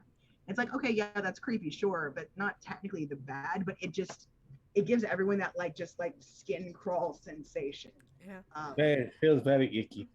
And just I'm just imagining just as you're about to like sink into that like deep despair feeling, you hear Zink's voice like, "You got this." I'm the voice of hope. Distracts me from the like. I'm gonna be trying to just get behind her. Yeah. I'm still controlling the image, and I like to imagine like there's like a little Devotion, like an arcane version in my hands that I'm puppeteering. Yes. And I'm watching this, and I hear what she's saying, and I look to Devotion like, how do you want me to respond? And I'll let you just say it and pretend that I'm mimicking it. Yeah. Shit. The little me is, you know, matching her like spinning around. Mm-hmm. And the little me isn't fit, like my face isn't reacting. Mm-hmm. Like, I'm not giving her facial reaction. Yeah, I'm making sure that the major image isn't reacting. Just tell me what you want me to say, big guy. Let me know when another round is past, DM.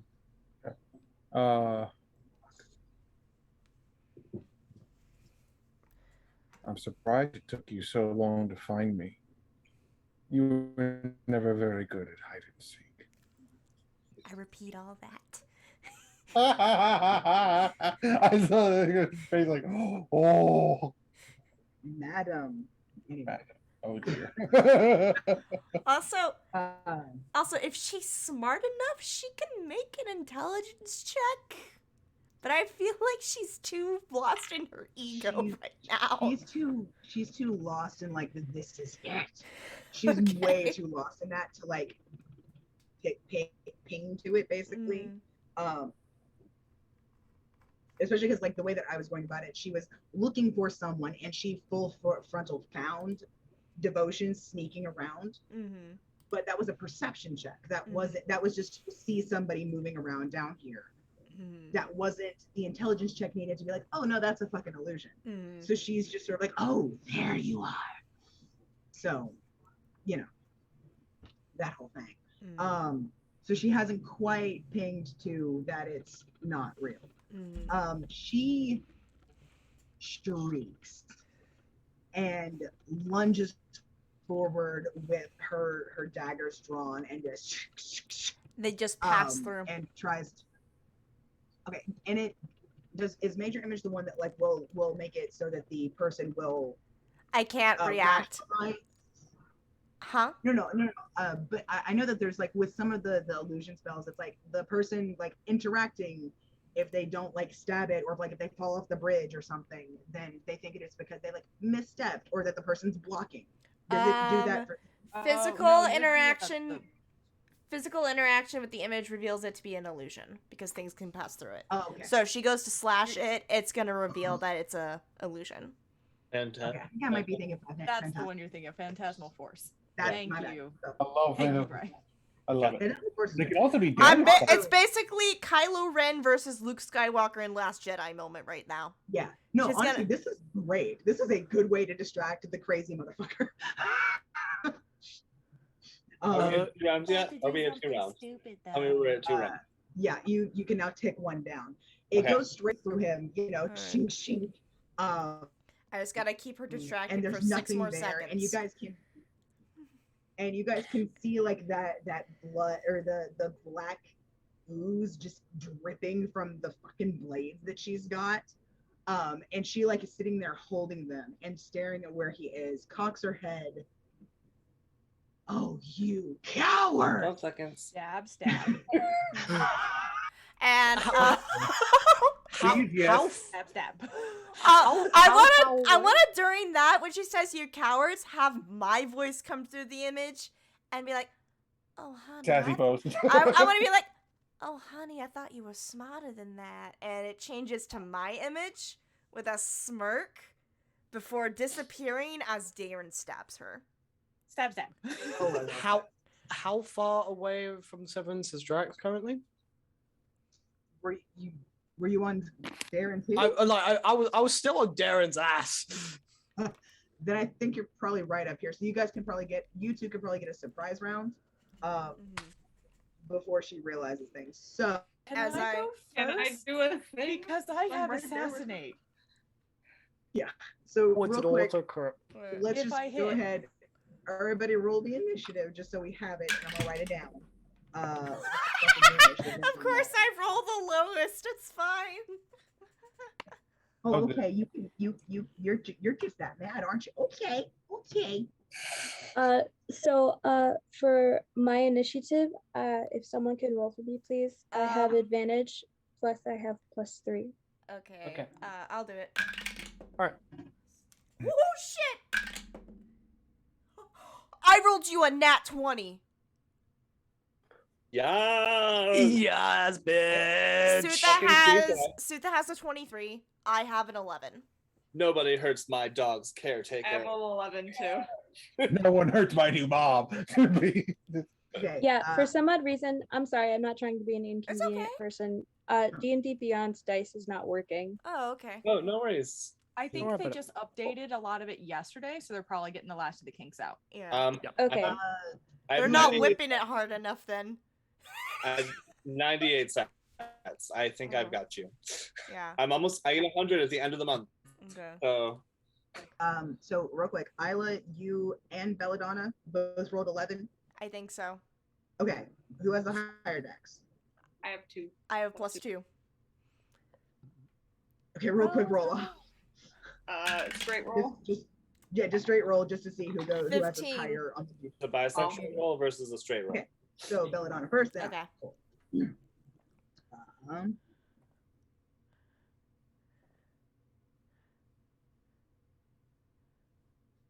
11A and 11B.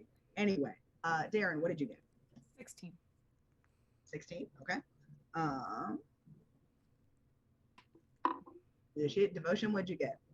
Also 16, but I'm guaranteed Darren has a higher dex than I do. My dex is +4. My dex is a +1. Yeah, no, you go back. Rex, what did you get? 21. All right. I still get to hit first.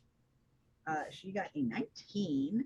We're both getting a surprise round, so we get to stabby stab together. Think what you get. Okay, what's your dex? Me?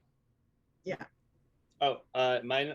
Dex is my initiative is +2. Dex is +1. She has higher dex than you, so she's Alright. gonna go before you. No. He has a lot of decks. No, no.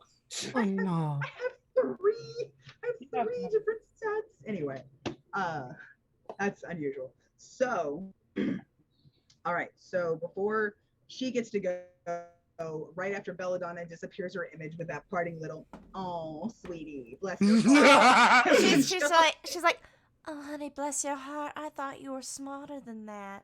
Wink. Disappear. Nice. Anyway. I wink, give her a double bird, and I'll disappear as I. All right, shit's about to hit the fan, everybody. Do I still get my stabby stab? Yes. Oh yes, you. Technically, Drax gets to go before you do because he rolled a slightly higher initiative. But you're both gonna get to stabby stab, and she will still be surprised. I'm so you still get it. allowing Darren to go first, Okay, and fair enough. then me after. Okay. Fuck shit up. I just leaned into Fuck. motion and I say, you might want to swoop down now. Oh, Yeah. you know how first hits? It's a 28 to hit. I wonder if it hits. That's an auto Yeah, crit. That is an And since auto I have crit. assassinate, since my first hit hits, it's an automatic critical. With So roll all of that. With So all of we'll that start with sneak this- attack. All of that First sneak with my attack. dagger, which is I'm gonna use the nice cool little thing that Brian got me. The dagger alone just did 8 points of damage. Double. So it's 4 times. Oh, so it's actually 12 points of damage on the dagger alone because it's the dice doubled plus the modifier. Mhm. So that's 8, and then 1, 2, 3, 4, 5, 6, 7, 8. Oh my god. Oh, those clickety clacks. Oh, That's so many 6s. fuck her up. Fuck her up. Fuck her up. And don't Let's forget, it's all go. doubled. 20, 32, 38, 40 times 2 is 80. Oh my god. So 80 points of sneak attack damage on top That of is the 12 points of piercing damage. 92 piercing damage on the my first hit. Y'all wonder why I like quadruple their base stage. Yeah. I really like going first. Thank you. Surprised how often you don't get to go That's what first. she said. How your deck- It's a sneak attack round though, right? So I only get the one weapon. Yeah, you only get the one Yeah. attack. Just And checking. then here comes Drax. My assassin rogue. Hi, bitch. Stab, stab. Duck. Stab, stab, flip the bird, like lean back like Wanda Maximoff, and here comes a psycho with a great sword. Really like the stab Oh, no, in he's the back leaning- of the shoulder and then like use it to pull her and turn to the side and step out of your fucking way. Yeah, probably a good Yeah, idea. they're- I've spun her with my blade. Devotion, she might be dead before you get to her.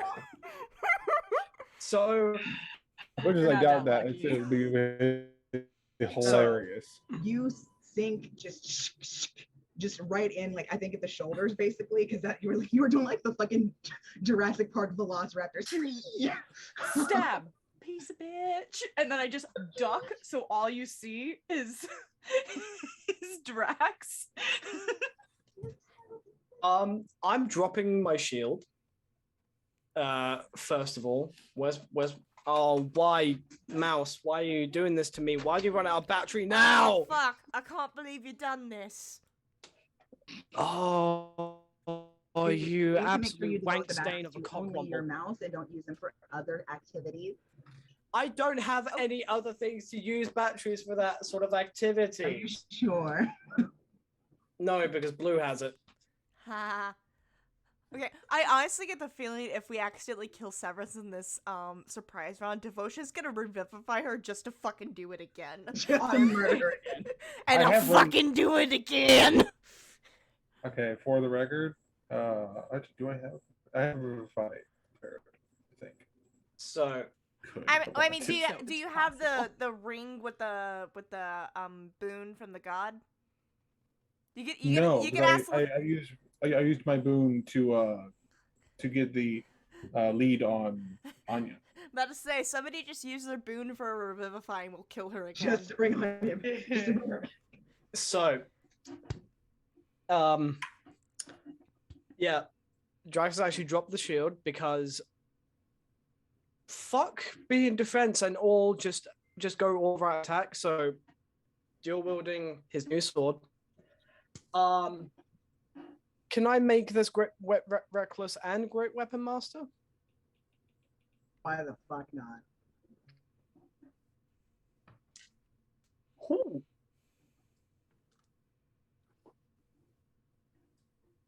That is 29 to hit. Ooh. So.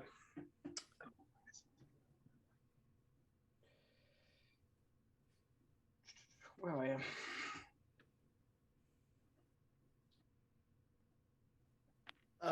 Because this is a surprise when I can't rage. Oh, fuck.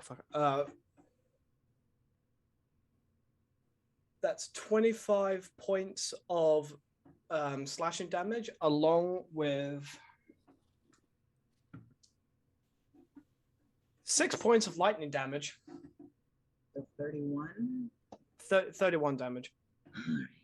I'm getting my calculator because I don't feel like doing math with funky numbers. There we go. So, yeah, this bitch feels something sharp and electric-y. Oh, that might do a thing because I think I told Icarus this. How she got her tick was she was shocked. Devotion was burned. She was shocked, and Avarice was drowned, like almost drowned. Oh yeah, no, I gotta imagine that their parents tortured them. You waited to tell us now. At the beginning of combat. I told Icarus before. I'm silly, y'all shit. Just reminding them. Withholding this information from your party is counterproductive. He's gonna flip out. Drax is gonna feel it. Drax is gonna come to Devotion at the end of this and go, bitch. I use electricity. I will That's slap my you thing. again. The last time Drax slapped Devotion, he hurt his hand. He caught his horns. Like, wow. I don't. He won't care. But yeah, so that's 31 points of damage total from the surprise round. Fair enough. She screams, and it's not like a pain scream. It's a scream of rage, just pure, unbridled. And she locks eyes with you, Drax. And for a moment, even though you know that tieflings, generally speaking, don't have like the whites of the eye. They don't have like whites in their eyes. They don't have pupils, kind of thing, generally speaking. She doesn't either. Her eyes are, I believe, gold. Is that right? Yeah. Her eyes are like solid gold. No whites, no pupils, stuff like that. You are maybe a little taken aback to see this strange blackish something just spider webbing through it. And it flares and pulses almost when she locks eyes with you. Can she lock eyes with me? Because I have greater invisibility. Yeah. She shouldn't be able to, and yet somehow you feel like she does. You have literal electricity crackling over you right now, probably. She's got an idea. You're silhouetted. I'm actually not raged, so I don't have the aura. You still whacked her with electricity. You wackest bonkest with an electric socket. You wackest bucket. What do you think, Wackus Bonkus? Well, she's Kill also a her. very experienced fighter, so she would turn directly towards whatever last hit her. So yeah, that might be how she did. She's like just reactionary. What the fuck? She's still gonna have disadvantage to hit you, if indeed she does. But you just have this like weird little like chill in your soul of like, she knows where I am. That's not, what the fuck is that shit? That ain't supposed to be. Jackson looks gonna be like, ha! Oh. I'm in danger. I may have fucked up here. No, it's Drax- a scene from Avengers. Where Yeah. it's like she's like I'm sorry. dude. He's like, I'm sorry. I'm sorry. Go to sleep, Right. go to sleep. Anyway, so I think that's that's one that you two get. Yeah, sorry, devotion. Did you have bad? Was hand raised? No. Yes. I was gonna say before we Sorry. get into immediate combat, does anyone want to go take a 5 to go to the bathroom? What time is it? It's now 4 for me, Ooh. so And we're, We we're are, usually we halfway are through. an hour and a It's half 11, in. 11. I was gonna It's say, 11, take a 11. Make a wish. quick bathroom break so then we get into the immediate combat. I mean, we have to wait for Susan to get back anyways because she's at the top of the round. Yes. That might be a good So- idea. Just Okay, we because will I have run- plans, but just in case y'all foil my plan. All right. We'll run a quick break. We will be right back. Don't touch that dial. Don't you dare go anywhere.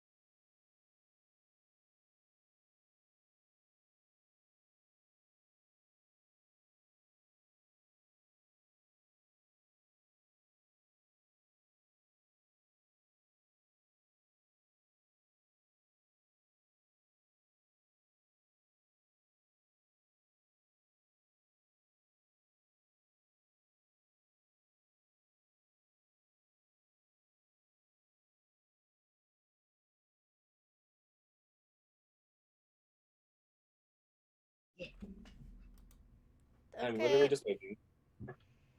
Alright, we are back. You start getting the hand.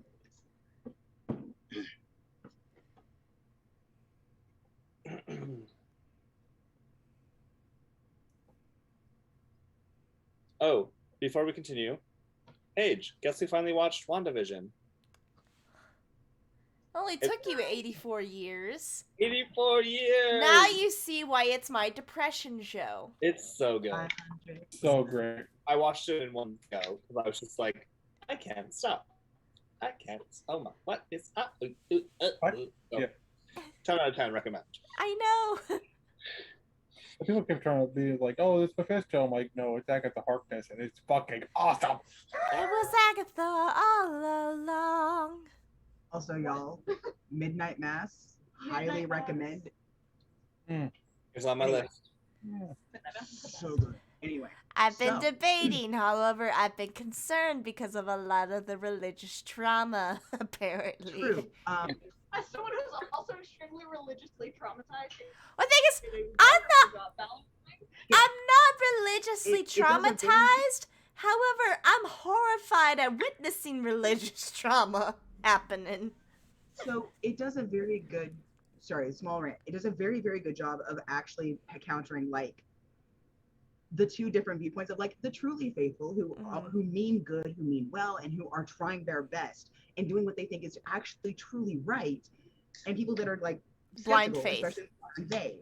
Mm-hmm. And then it also shows a very interesting subtext of what happens when those people who are using faith for the wrong reasons go off the fucking rails. And it makes no bones about the people that do it this way. No, Yeah. no.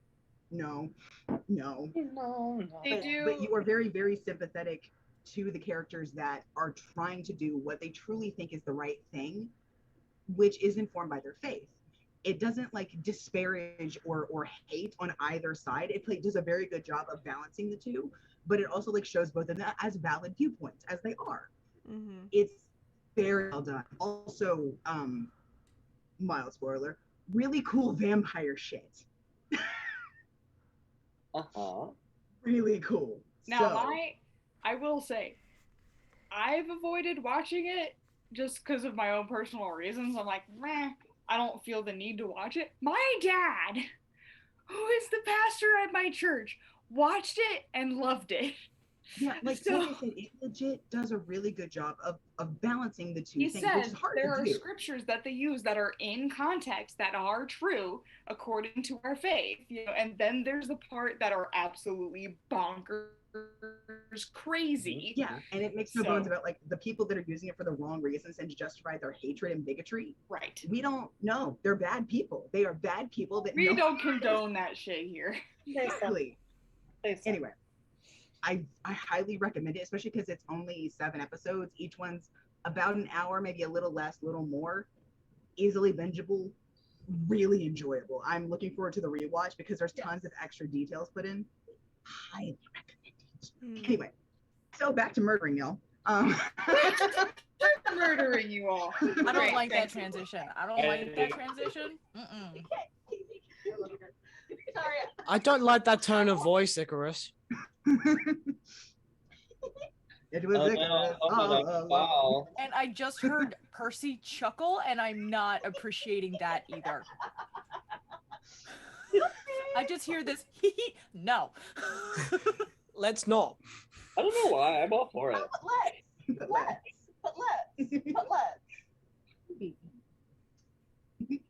Anyway, so anywho, right. So you guys did your surprise round. You landed some really good, really impactful shots, stabs, and zaps. Yeah, so Sutha, we're starting the top of the proper round of combat, which means that you are on top.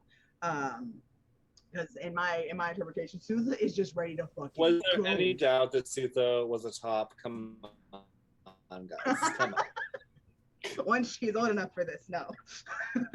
I mean, No, there will be no work doubt. years, yeah, they're different, right? Anyway, Sutha, you are at the top of the round. You are able to go first. The devotion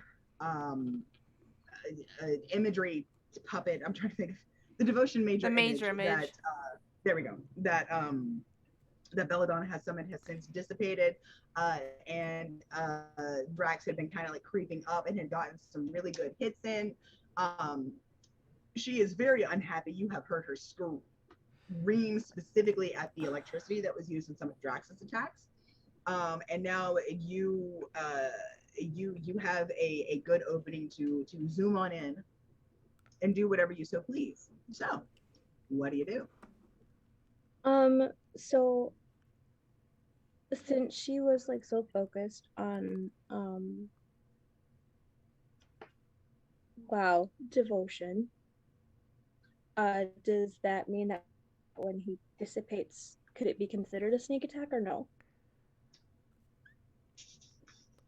I mean, you have allies within 5 feet of her. Yeah. So if you hit her, you will get sneak attack damage. You've got allies within 5 feet. I think because they've already landed their hits because they were able to get very close before she noticed. Y'all, they sort of expended the surprise round. So we're back at the top of the proper round. You do have allies within 5 feet, so you're still going to have advantage, which means you should still get the effects of sneak attack because she's dividing her attention essentially. Mm-hmm. Okay. And then, am I able to rage and do sneak attack in the same thing or no? Sneak attack is free. Sneak attack is free as long as you use a finesse or a ranged weapon. Yep, I know that. Yeah. And then going into a rage is your bonus action. So that's separate. Sorry, so I've been trying to like go through like all this stuff because I haven't personally done battle in a little bit, so I have been looking at it. I'm sorry, I'm not. It's all right. You're okay, honey. It's been a while since we've done battle, just to be. I know, and I downloaded a dice thing, so okay. Don't have to worry about that. Okay. I think Google also has like a dice roll. I don't know how good it is, but I think they have D&D Beyond's is good. It's just not working right now. Yeah, that's why I don't have a dice thing. In the interim. Google itself is pretty cool because they have a graphic of it rolling. Mm-hmm. You can tell Google to roll a d20 and it will. Which is really cool. Stop popping up. Just because I click on you doesn't mean I want you to show up. Stop it. I say when I accidentally scroll over my ex's profiles. Me personally, I'm like, fuck you very, very well. Just kidding. I hate my exes. Okay, I am going to use my dragon daggers that I have. Yes. And we are going to do a sneak attack, and we are raging in the process because we are not happy. Nope. We have some problems going on. You've got some aggression to work out. Just a little bit. Yes, and you do. Yeah, where is that? Where is it? I just saw it a second ago. I look forward to my voice finally settling and stop cracking every time that I have intense emotion. And it's going to be great. Or at least reducing. Because right now it cracks more than I've heard anybody else's crack in this call of y'all. I'll see you in 2025, Icarus. Oh, fuck. Anyway. Alright, so reckless attack basically counteracts sneak attack because it gives you advantage regardless, right? Yeah, if it gives you reckless attack. If reckless attack gives you advantage, if you hit, you will get sneak attack. You should already be getting advantage, however, because we're within 5 feet. So you don't get advantage within 5 feet unless you're flanking. Okay, which I'm not. So yeah. Okay, we are going to do reckless attack as well as rage and sorry, mathing. Right. So just as long as you hit, you will get sneak attack. Okay. Yeah. So I'm using my strength. I have faith in Sutha. I kind of do too. I'm ready to see her fuck this bitch up. Fuck yeah. Fuck yeah. Stop it. I don't like this. My God.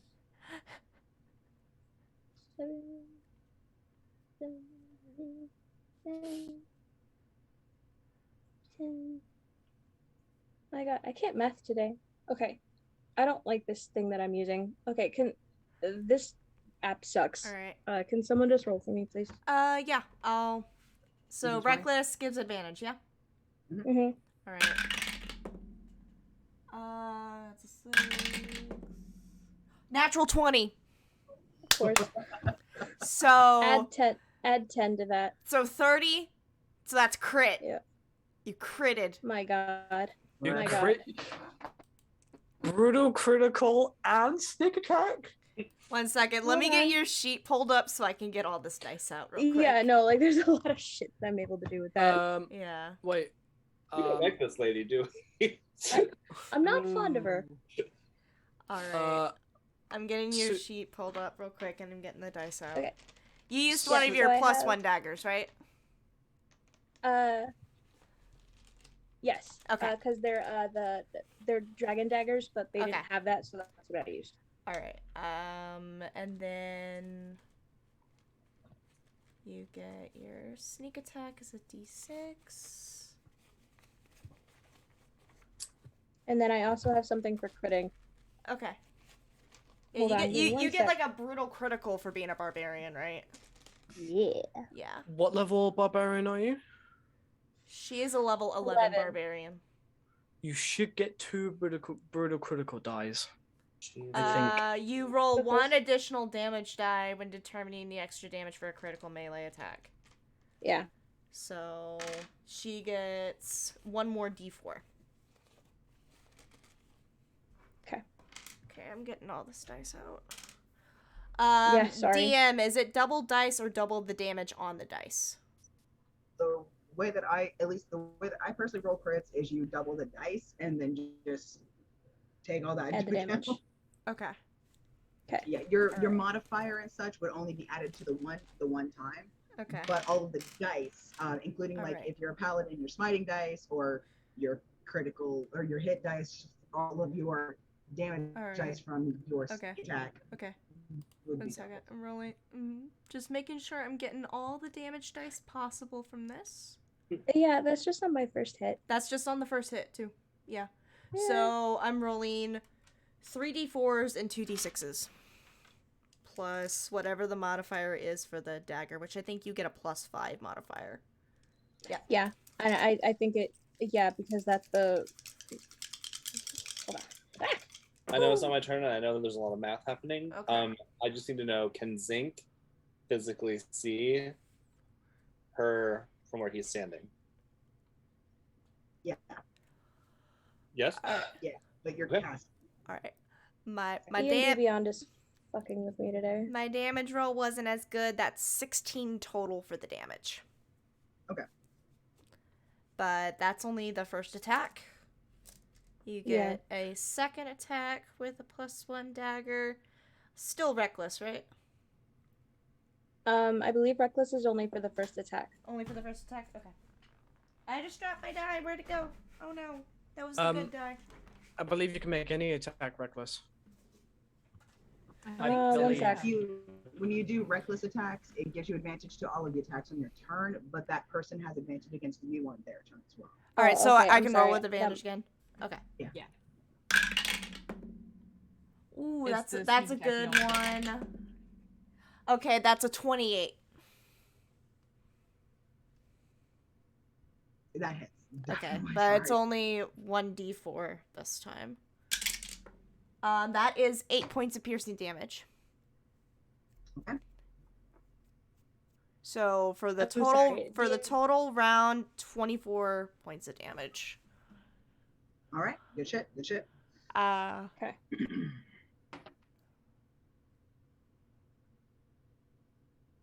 I'm rolling all the nat 20s for Sutha tonight. This is great. I guess. My dice like you. I They don't like me. They Also- like you. Now because I am raging, I have resistance to all damage except psychic damage. Okay. Sorry, I have D&D Beyond just crashed on my computer, so I have to look it up on my phone. I have your sheet also up on my computer too, and I'm able to edit it since I have the Dungeon Master access. Okay. Hey, Paige. What's up? If your dice like Bridget better, does that mean they're in the rebellious teenage phase? Yes, they You're are. not my real mom? Yeah. Okay. Makes sense. You're not my real mom. All right. Storms off. So, Sutha, I believe that it's your turn, which means it is now Drax's. Oh, actually, sorry, real quick, for Sutha. Yes. Can you roll me a dexterity Okay, save? hold on. I have the ability to use the dice on my phone. Okay. You have a For +3. D&D Beyond. You have a +3 for your save. An advantage on dex against effects that you can see while not blinded, deafened, or incapacitated. Alright, so I rolled a 10, so 13. Yeah. Okay. In that case, you aren't able to quite shake off the effects and are suddenly engulfed in a like brief little of flame when you smack her that second time. Oh god, Hellish Rebuke. Wait. Is Hellish Rebuke an attack, reaction, or an effect? A reaction. It's a reaction when you get hit by somebody who hits you. So it's just okay. So she would not get any advantage for her dex because it's not an effect. It's just instant, just reaction. It's not a Okay. It's not like a point do. It's a I smack you and then you. So you're gonna take 20 points of fire damage, which halved is 10 because you're raging. Okay. Okay. So yeah. I'm inputting the damage on your sheet right now. Oh, okay, thank you. Yeah. I mean, I have it on my phone. I just don't have it on my computer. Okay. So I can do it. So. Okay. All right. Sutha, I believe that is your turn and her reaction. Anything else? That's it. Okay. She Drax. mad. She big mad. She big mad. Drax, it is your go. She about to be madder. I rage. Why would Sutha be big madder that you raged? Oh no. I thought you were talking about Severance. Yeah. Sutha is also don't give very two fucks big. But Drax also big mad. He rages. And that gives you your storm aura. Yeah. Stora, if you will. My store. Nope. Stora. Wielding the sword. Both hands again because Drax like, no, I'm gonna be defensive, but then suddenly realized, wait, no, this bitch crazy. She's going down. I'm gonna be defensive. Fuck that. Yeah. All right, roll for me. So, yeah. So, real quick, your lightning zings out from you, and illuminates the area with that crackling, like electric blue glow, like that kind of flickers in its own way. And you see her eyes like dart around as she takes that in, and then looks back at the center point of it, which would be where you would be standing. Kind of looks you up and down, and then kind of levels it roughly where she kind of would assume a person's head would be. It's not that like chilling, like I'm pretty sure she's looking at my soul kind of look from before, but she's got a fairly decent idea. Okay. So what do you do? So the aura is 10 feet around me, by the way. Oh wait, I'm a 10th level. I get 2d6 on that aura now. So, but with the sword, that's 3d6 of lightning damage in total. I'm gonna hit her twice, both with Reckless and Great Weapon Master, because this bitch needs to die. All right. Reckless. That's a natural 20 on the first strike. Bullshit. Really? Right. That is 5, 6 nat 20s tonight. Can you see it? The red one? Oh my god. All right. Roll. Fucking Christ. And again, like I said, to be completely fair, all of your damage dice that would go into this hit are doubled. Right. All of your damage dice, which includes your 3d6 of electric bullshit. Does electric. Does that include the extra die? Times it by 2 electric boogaloo. Does that include the extra die for brutal critical, or is the brutal critical just a singular Brutal critical die? is just one singular die added. Yeah. Yeah, because I think that's added like on top of your standard. It's stuff, it's a separate add-on after you've doubled. Yeah. So okay, where's my D10? There you are. So for the sword damage.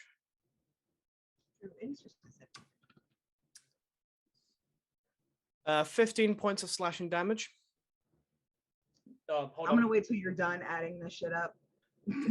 15. 8.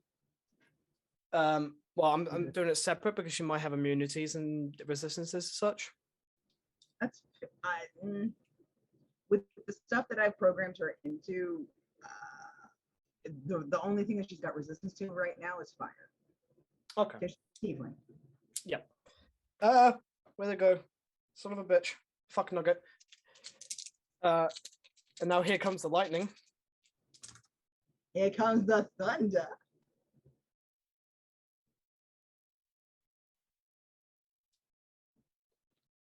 Excuse me. That's 22 points of lightning damage.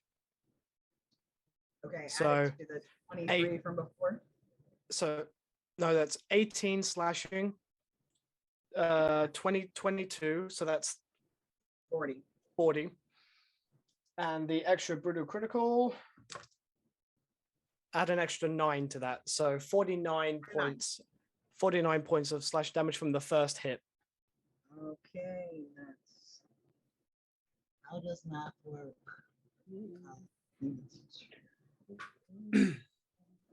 And for my I'm gonna do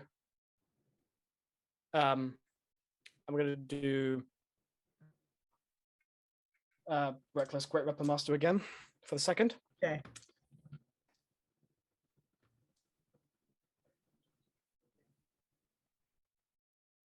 $22. Hold on. That is. It's -5. 22. 17. Ooh, you lucky bastard, that hits. Oh, did I just meet the AC? Yes, you did. And you're still invisible. I love great invisibility. Oh, thank fuck for that. Oh, that's the catch-22 with Great Weapon Master. So 9 points. It's good shit.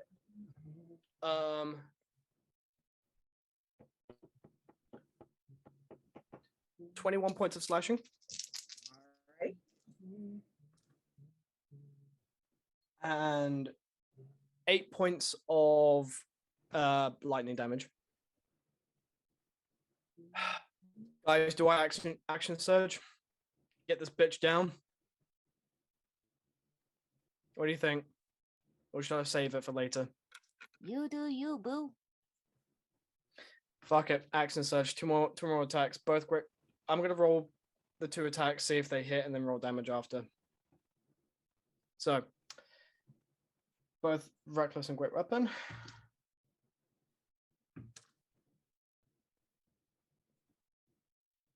$21, 5, 16 does not hit for the first. It does not. I whiffed.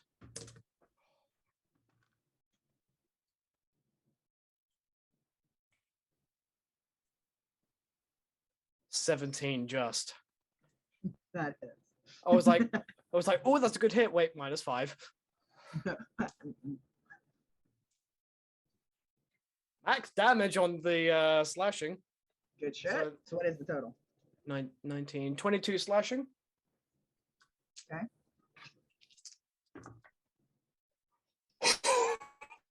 Did you also roll max on your lightning? 6, 5, 5. Very nice. 16 So that's 16 points of lightning damage plus the 22, plus the 22, so so 38. 38. And amazingly, she's still up. Oh, I've already used my bonus action though. Damn it. I even tried to lowball her fucking health, y'all. Now, well, here's the thing. I could be a dick and say if I score a critical while using Great Weapon Master, I get an extra attack as a bonus action. But I've already used my bonus action to rage, so. I love you guys. Anyway, so yeah, your landing hits, and then you like take a breath, and then go back into it real quick, like and manage to kind of whiff one and then do another. She's not doing very good. It's almost like she's watching more of the electricity dancing around you than she's necessarily trying to defend herself. She does like one good block in kind of thing as she's sort of dancing around, but you're able to get a good chunk of damage done. So it's a lot. It's a lot. But she's still dancing around, doing her thing, kind of. And Darren, it is your go. I would like to move into a sorry. flanking position. Okay. Sorry, no, you rolled lower. Sorry, I had it in my mind because of the surprise round. Sorry about that. So actually, it is her go because she goes before Zink. So she's going to. Wait, didn't Darren have a higher roll than me? No, Darren rolled a 16 for his actual initiative, but in the surprise round, he got to go quickly because it was just them. It was just those two. Sorry, just confirming. No, you're totally fine. But yeah, Severance got the same roll as you got, Zink, but she has a higher dex, so she gets. Yeah. So, Severance she's got her eyes locked on that dance electricity around Drax, and she's. For those of you that are close enough down here to actually like see her and hear her more clearly, you can see that she's muttering something under her breath. It's not a spell or anything like that. Like you can clearly tell. But it's almost like a mantra. It's like she's repeating something over and over again. And as she's doing it, it's kind of like she's taking a deeper breath. She's reclining. She's using it to steel herself, basically, in a way. So it's not necessarily that it's magic. It's just that, well, she's an indoctrinated cult member who has no remorse for or care of life. So she does that, and she looks around at all of you, and she finally gets the wherewithal to actually look up at the giant hole in the roof and see that there's people up there, but looks up, sees all of you, sees Devotion because he's got a very distinctive silhouette compared to everybody. He's staring her down from the hole. He's just he has his blade and shield in hand. He's just staring down at her. Yeah. So she looks over directly at you, Devotion, like locks eyes, tilts her head a little to the side. I don't know if there's a specific one, but she's essentially muttering over and over again whatever prayer or bullshit bastardization of it that they would have been saying while zapping her. Oh yeah. She's saying that over and over because. Funnily enough, the first verse of it is actually what you had for the cliffhanger was "I am a weapon." Is the first part. Oh, look at that. But she locks eyes with you, like tilts her head to the side in this very jerky fashion. You can see her teeth actively clicking very, very rapidly between each and every syllable, basically. And she then like looks back around at all of you. And all of you down here hear her say very quietly, in an unexpectedly calm, like especially given how she's acted to this point, in an unexpectedly calm way. She's not shrieking this, she's not yelling it, she's not even like saying it very loudly. It's just sort of like casual conversational tone almost. And she says, we should do this again sometime.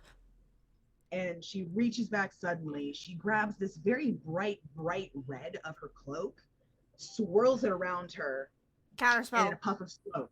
Counterspell. You cannot counterspell a Fuck! magic item.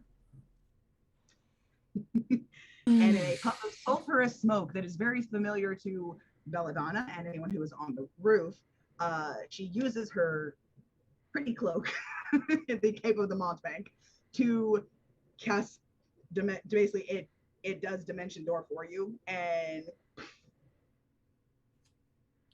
Motherfucker. You bitch. Wait a second. You said Dimension Door? I didn't even get to do anything. No. I can't counterspell it because it's a fucking magic item. A magic item. Like if you guys had a non-magic cone, that would eliminate it, but you can't counterspell a magic item. Just like I wouldn't let an NPC like counterspell your gem of seeing or something. Yeah. Or counterspell a revivify, because that's a dick move. Are we still in initiative? Huh? Are we still in initiative? Yes, you guys are still in initiative. She has banished Belladonna. I think you're actually the only one in the party that has used Dimension Door. If you want to make me a real quick perception check or Arcana check, whichever is better for you. Arcana is that for everybody? No, just me. Just okay. Belladonna, because she actually has the spell. She knows it. I don't think you guys do at all. 10. Okay. I will say you literally just used the spell like 5 minutes ago in game. I think it takes you a second for that waft of sulfur to get up to you. Once that hits you, that's like, oh, she used this. So you know that she's within 500 feet of this point. You just don't know where she went specifically. You do know she hasn't left the city because she can't, not with Dimension Door. But you don't know specifically where she's gone. You know that she's relatively close. Hold on. I'm going to read the technicalities of Dimension Door real quick. It has to be to a place she can. Oh yeah, one she can visualize. Okay, never mind. Nope. Yeah, she fucking poofed. Belladonna curses an Infernal. She used fucking Dimension Door. Sutha legit rages. She starts screaming and like growling, and if there are things in this room to break, she is breaking them. There's some chair remnants. There's like a campfire and like some logs around it, kind of thing. Yeah, she'll. Yep, it's all broken. It's all broken. Sorry, we are still in initiative though. You said. Yeah, right about now though, because like we were about to get back to your turn, Zane. I think that would have been like the conclusion of casting teleportation circle.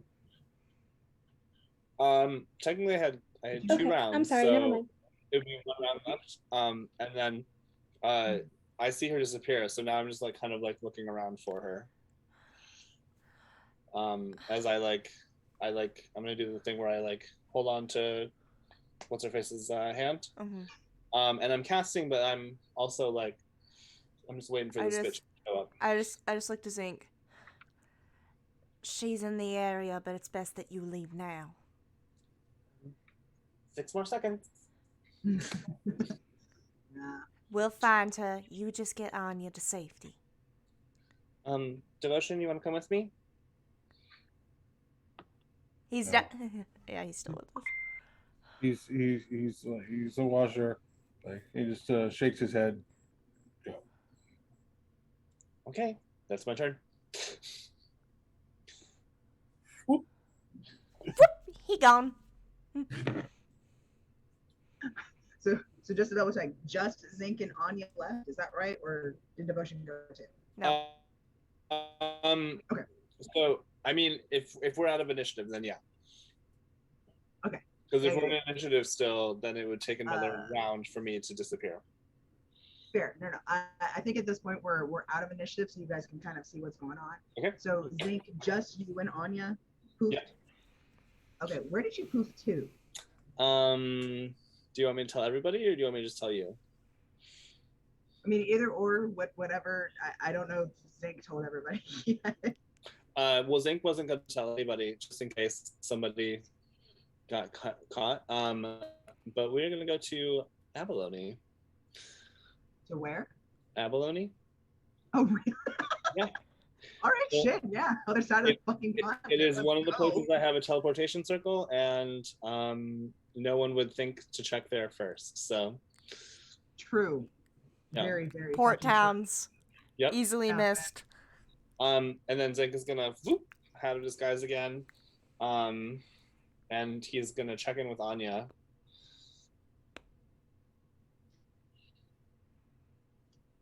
She's still gripping. She's not saying anything. She's catatonic but standing. Hug. No response. Dispel magic at the highest level I can cast it. Well, hold on, no, I lied. At 6th level.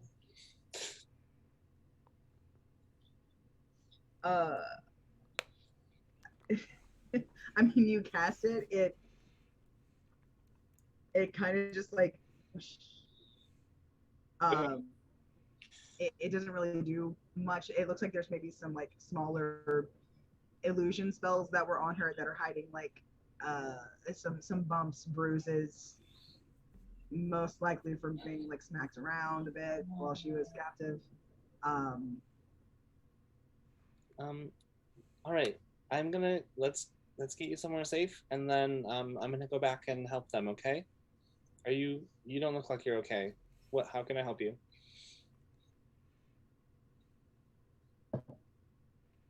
There is no response. Okay. That's all right. Let's go. There's a tavern I know nearby. But here, and he's gonna just sort of like take his sweater and like give it to her. How tall is she?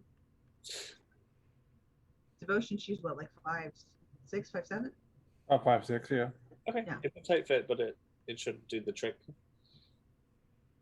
It's like a knit sweater that Zink's mom made for him. And yeah, he'll just take her to the inn that they went to where all the chaos happened last time during the date night.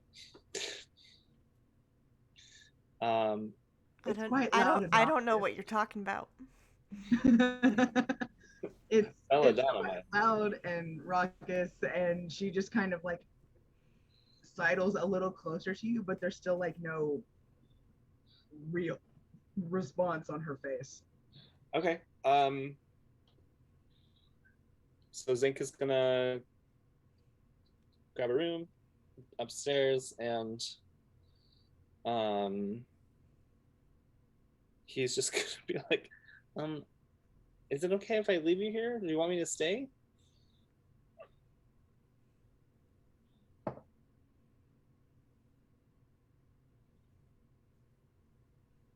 She doesn't really say anything. You feel that grip on your jacket or on your cloak.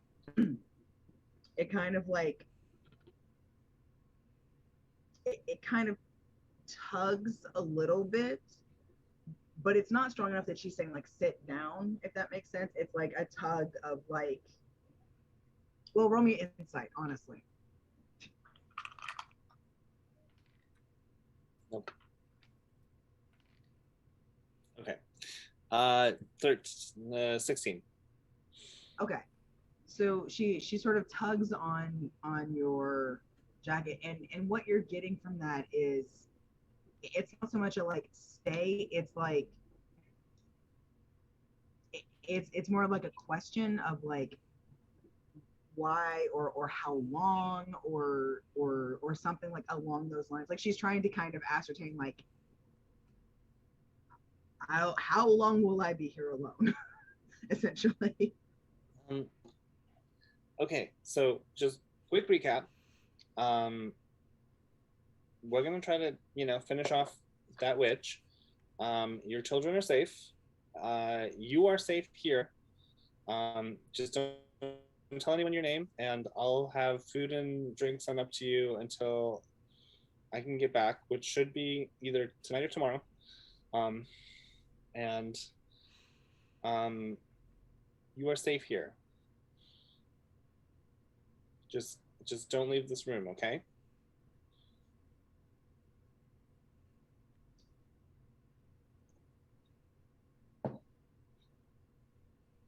So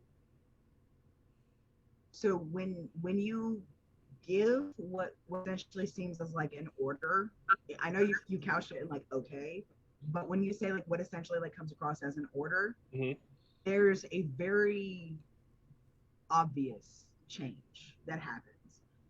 She still has that like that grip on your jacket.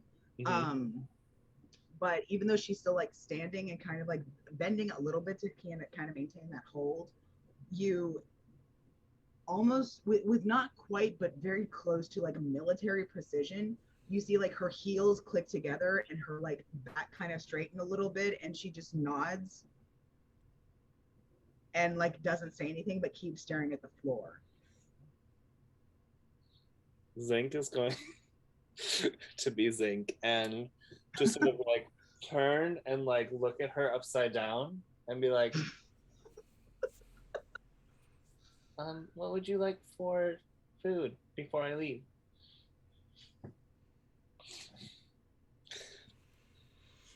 Chipotle, eat fucking anything.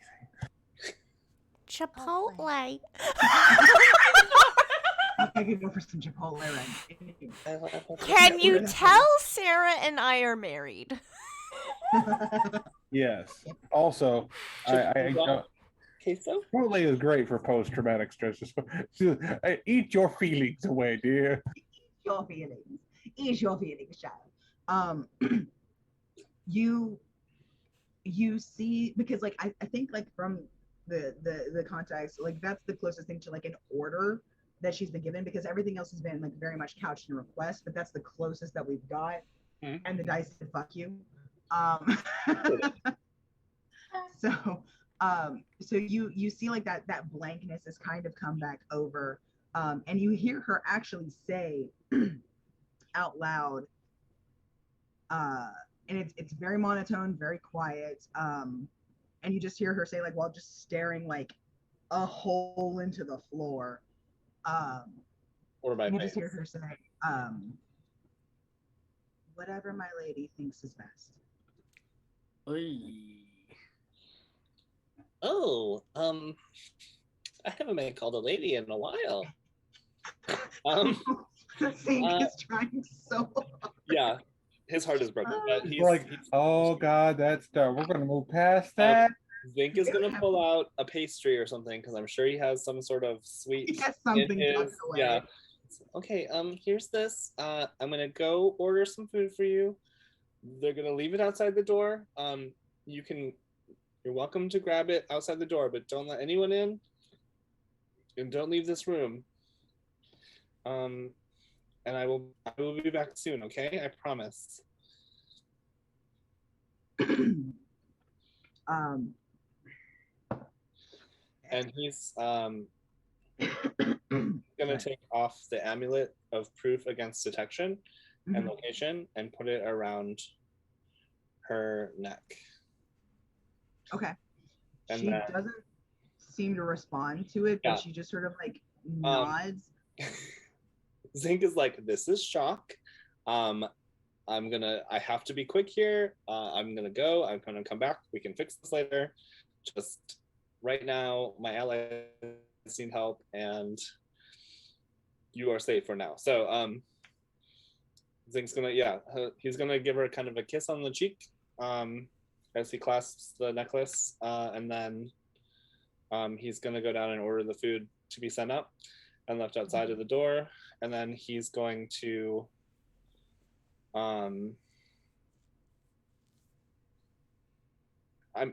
trying to make as small amount of time pass as possible. Yeah. So however long you want me to be gone, that's fine. But the second everything's taken care of, he's going to cast teleport, the actual spell, back to that rooftop. Okay, cool. Speaking of, back on that rooftop. Belladonna has flown to do a perimeter check within 500 feet. Gotcha. So she'd be like, I'll be back in a flash, and she goes and flies off. Okay. Make me a perception check. Don't fuck me, Scanlan. You fuck me, you're going into jail. I mean, it's Scanlan, and he fucks everyone. It's jail. I mean, he must have listened, because that's a dirty 20. Good shit. So as you're going through, you're saying don't fuck me to a dice you named after a bard.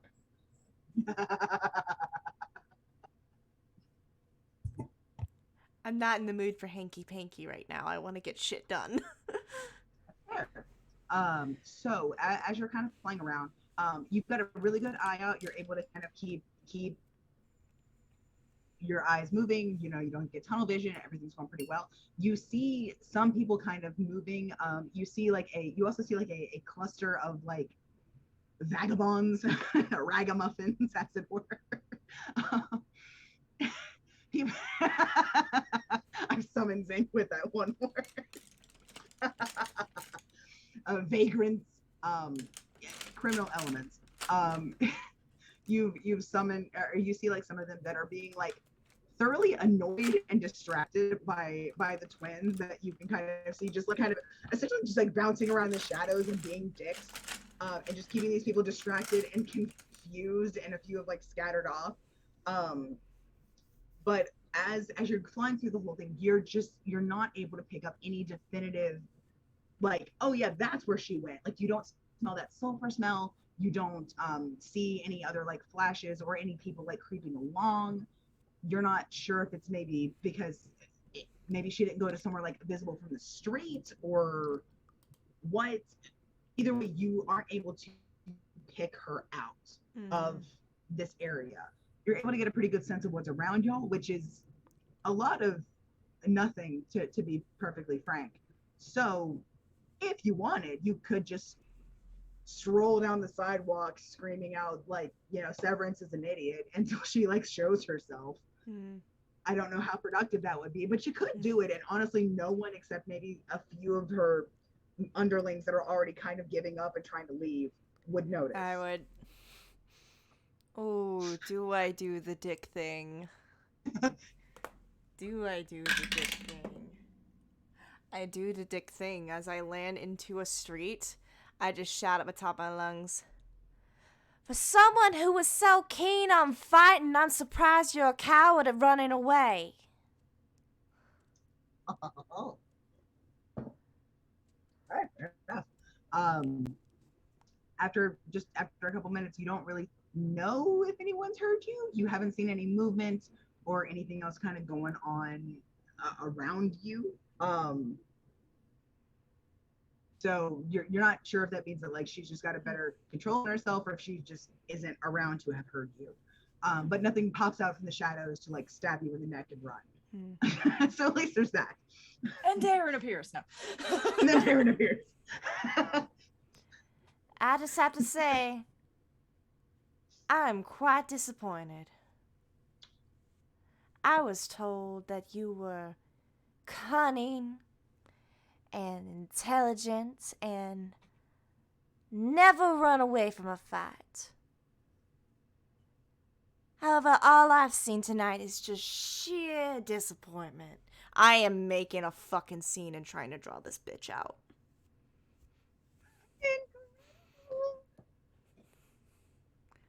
Fair enough. I was muted. I was gonna say that when she takes off to fly, Devotion is just whoosh, she's the kind of circling the same area. He sees Belladonna doing this. While you're circling, I'm gonna land and start causing a scene to draw her out. Yeah, he's keeping an eye on Belladonna. Just keeping an eye out, like, who's a watching? I'm gonna airdrop onto this bitch. Just because Belladonna, a magic bullhorn. You kind of smell I am Yeah. using thaumaturgy. I am That's using. magic bullhorn, yeah. Oh wait, I don't have thaumaturgy prepared. Fuck, never mind. You should. It's a racial thing. No, not for variant tieflings. Yeah, we don't have it for variants. I'm just constantly casting vicious mockery as I'm shouting insults. Yeah, I think I might have hurt a few bypassers, but it's fine. There's The honestly old not man in the that corner many. just falls over dead. Fine.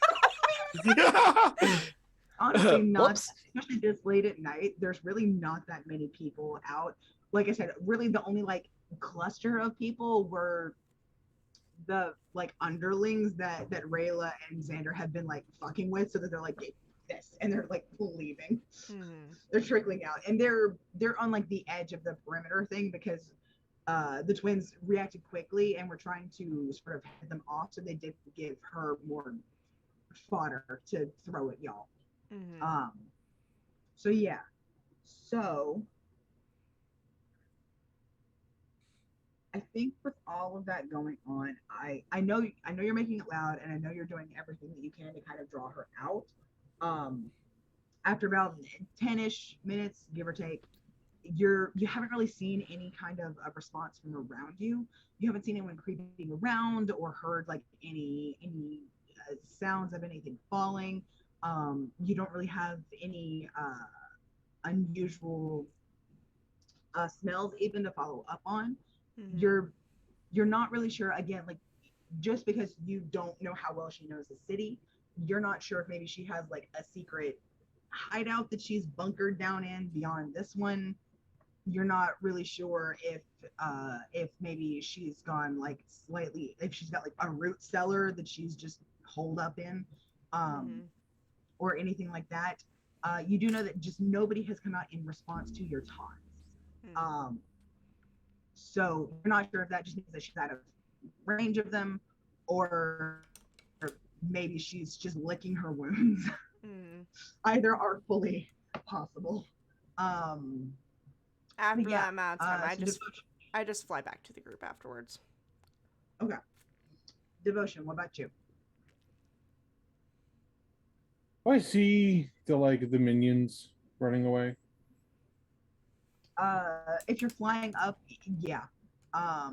Which you probably would have caught like a little bit of Xander of the twins being like, "Hey, she's got some minions coming. We'll deal with them. Do your thing." They're not like actively like fighting them. They're just using the shadows and like bullshit prank tactics to fuck with them until they leave. I don't know Okay. where they would have learned that. Who could have understood? Who could have had that? Is there like a cluster of them, about like maybe 3 or 4, maybe less? Say what? Is there like a cluster of them like moving together, of these like minions? Yeah, I'd say there's probably a group of like 4 that are just sort of like, we can't get through here. This is some bullshit. We'll just come back later. It's already like after the take time anyway. We don't have anything more to give her. I'm going home. She's already killed people. And he'll sort of see them, and much to like their chagrin, there is a loud sound behind them as this towering tiefling falls out of the sky and lands behind them, just towering over them with this gleaming sword. You see 4 humans, as much as you can tell, just like jump and like turn with like their hands on their little daggers and shit, and just like, what's going? Who are you? I will give you 3 chances. You will tell me of any safe houses and hiding spots she has.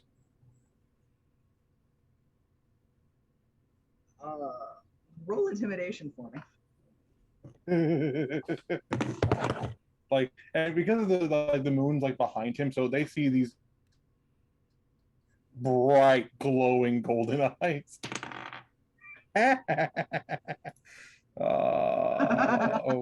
That's 27. Fucking Christ. Okay. I am the knight. I absolutely just Batman them. It's great. I am vengeance. I am the knight. Anyway, so I am Batman. Anyway, so you thunk down behind these kids. You see them losing their shit. None of them rolled very high. They're all quaking, looking at each other, and then like look, we don't know, man. She did a whole lot of stuff today, and like it's been a whole thing. And there's this place like 3 blocks back that way. Okay, Scoob.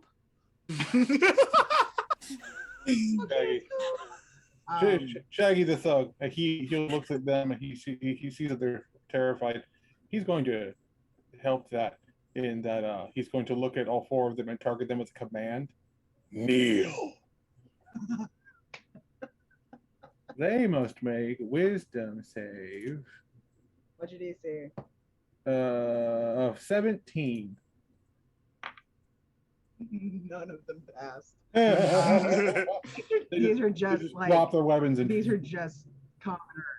These are just commoner. These are like thug NPCs. yeah. Yeah, no, just do. There's the place with the tent and the stuff, and I don't look, man. That's like the only place we know, man. Okay, I'm just saying. He's like looking over all 3 of them. Like the long sword of sharp is just gleaming in the moonlight. Does she have any other allies in town? Not the woman that's beside her all the time. Anyone else? I mean, she's got like a lot of the export people and like the merchants and stuff like in her back pocket, because they either gotta pay up and follow along or they lose all their shit. Is that what you mean? She's been doing this for a while. She's been here for like 2 months. Who do you work with directly? Does she have a second in command, a lieutenant? There's this guy. Well,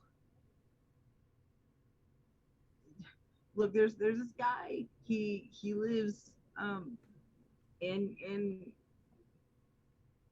it's not really a house. It's like a root cellar. Look, he's a really weird old like human dude. I don't know, man.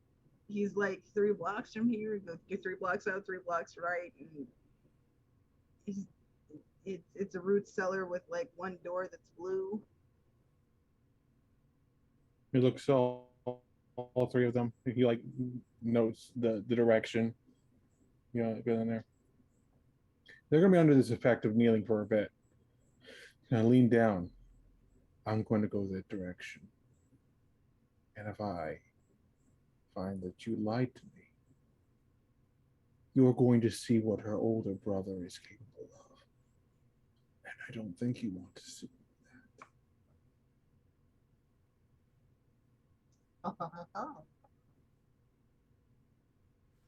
They all just kind of devolve into like a gibbering messes and just, this really is the way.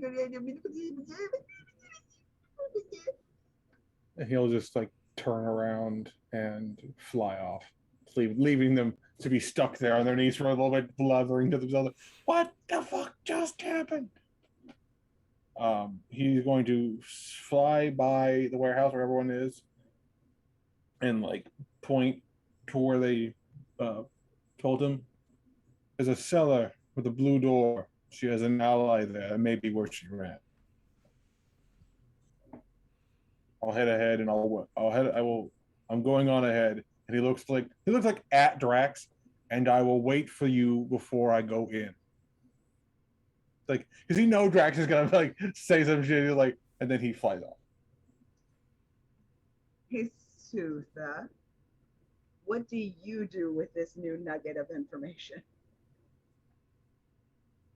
He gave them directions. Like from Yeah. here, it's about this bed here. And there's a root cellar with one of the doors is blue.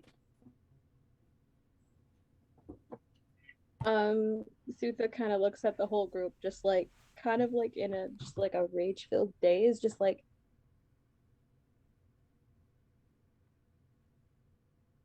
What happened? I blacked out.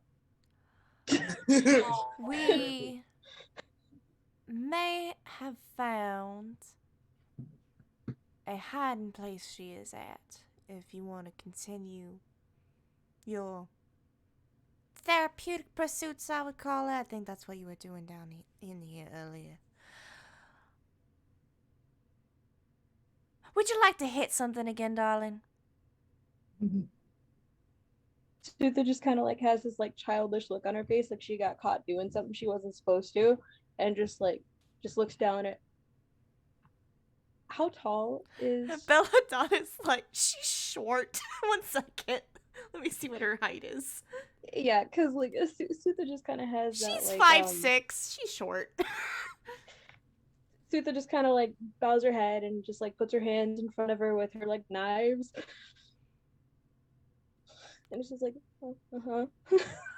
I'll take that as a yes. Maybe we should follow along, everybody. Does anyone anyone get hit at all? Need any healing?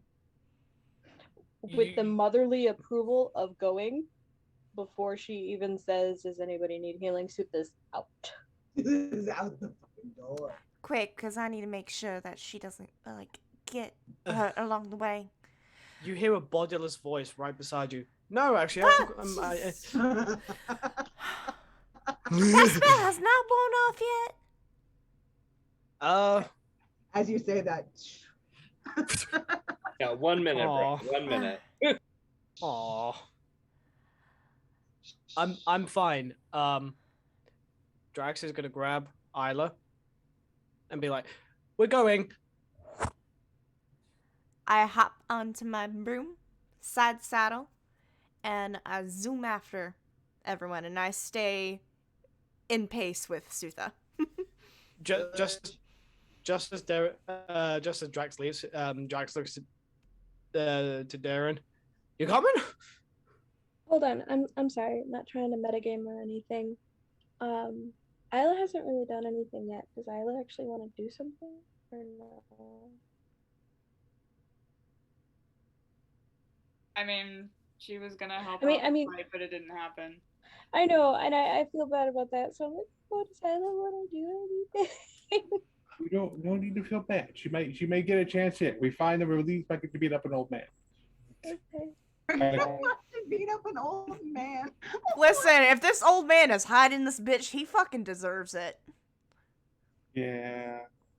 I mean, I will get your whisked chance. Isla away, so I'm sure they'll probably talk or something. Y'all will get your chance, I promise. I was happy she rolled high because that was literally my plan, is if y'all actually like got her and were starting to fight, she was gonna deuce the fuck out.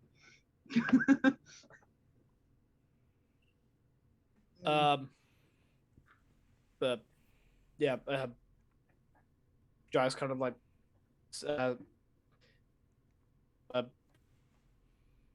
stops like while grabbing Isla. Looks at Isla. Are you okay? You didn't get hit? No, I didn't get hit. You promise? And he's just like frantically scanning over you. She does the thing of just making sure. She's doing that thing where she's like pacing back and forth and like the thorns are growing.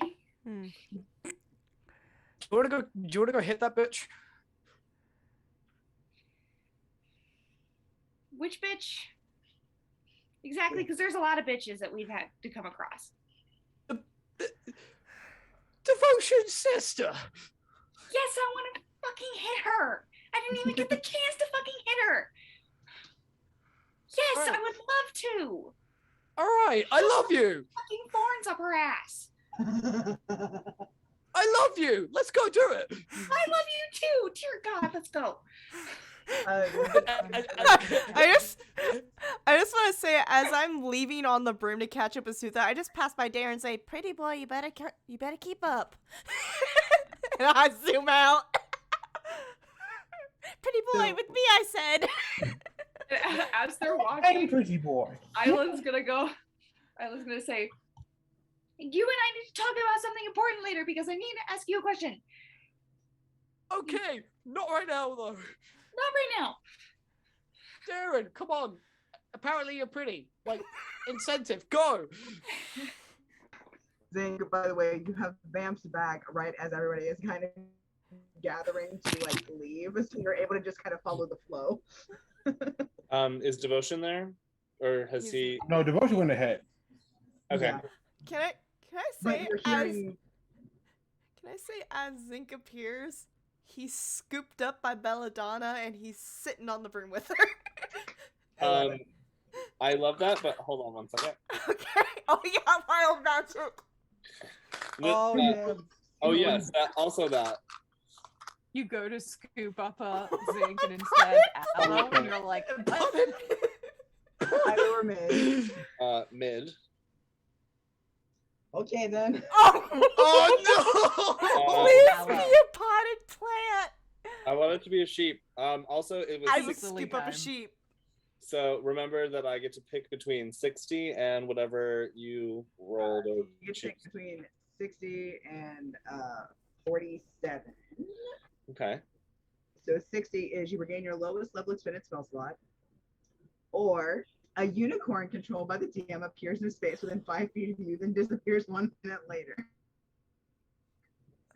Would you like a spell slot or a unicorn? If a unicorn pops up, Belladonna will be like, Lady Amalthea?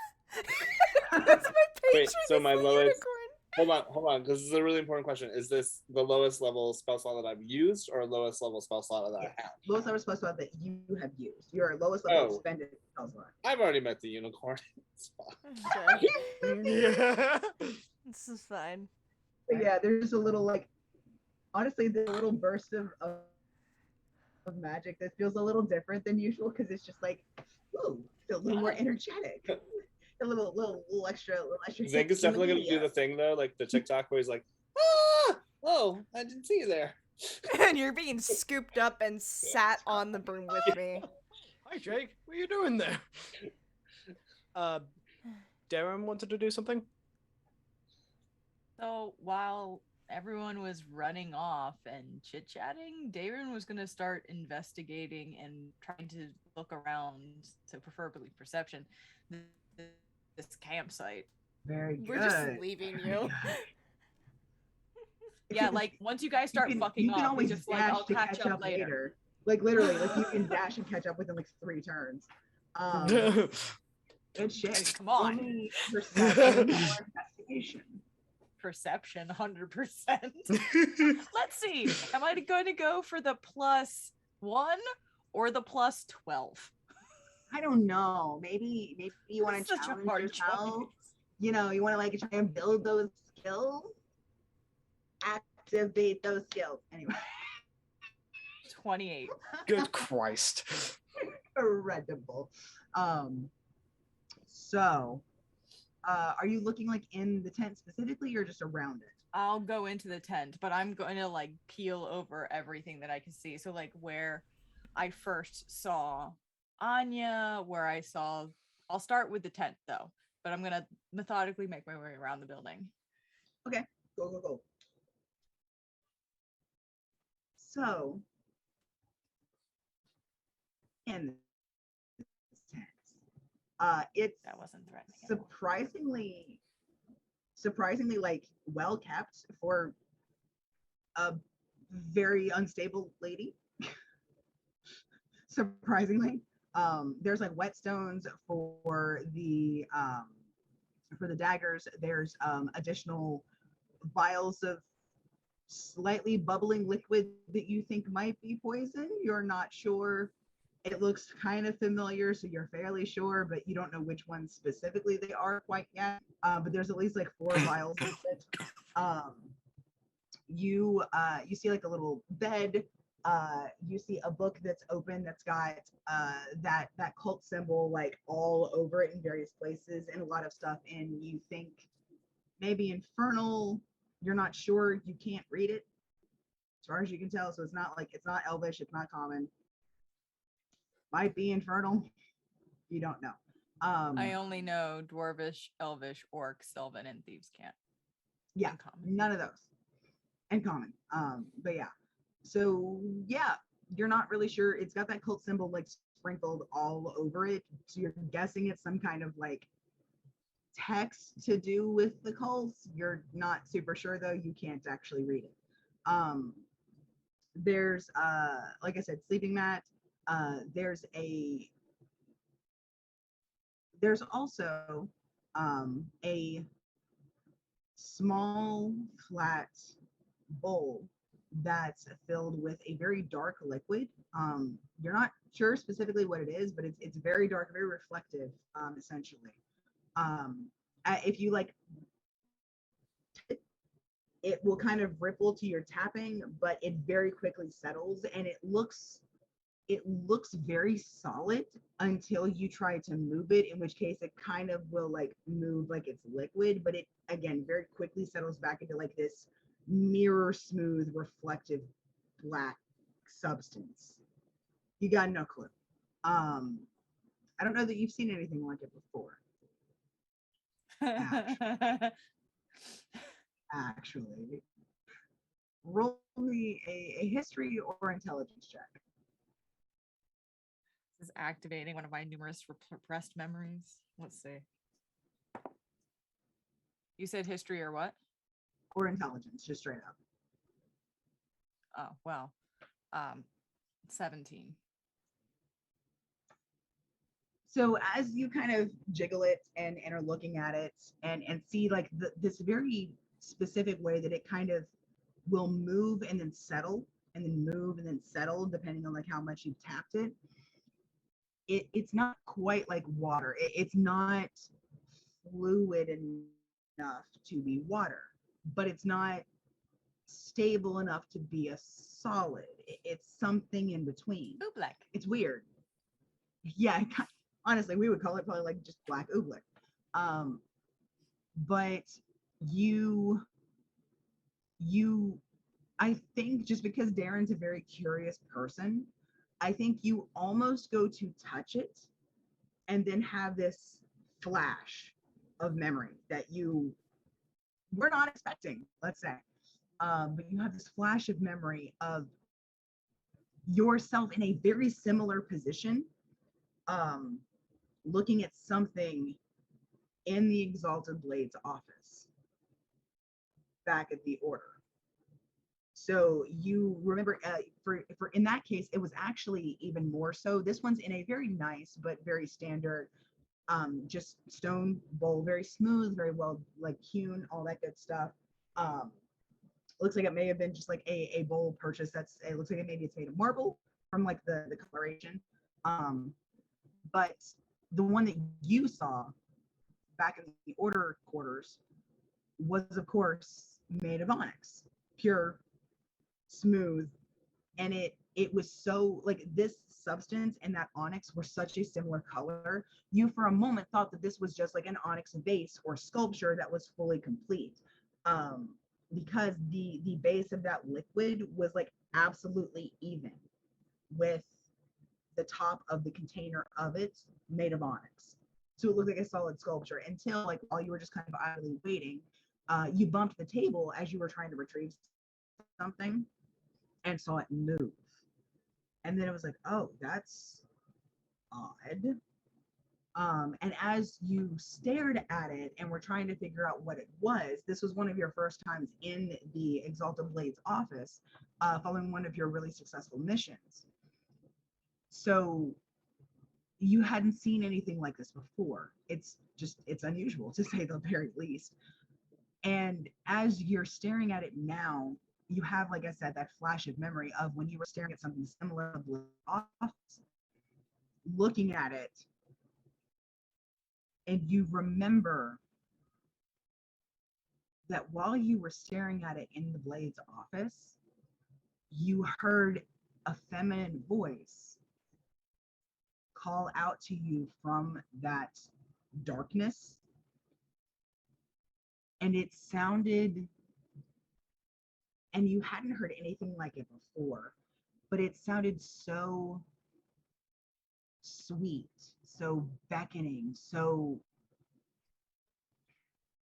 in a more innocent way than this, sounds so seductive that you wanted to keep listening as that person was just saying, oh, come closer, I have something to tell you, no, come here, come here. And you were hearing that, and you were leaning over because the fuck is this? And you remember that you were leaning over to look into that, whatever it was in the Blade's office. And right when you would have made eye contact with your own reflection, that was somehow wrong in a very subtle way.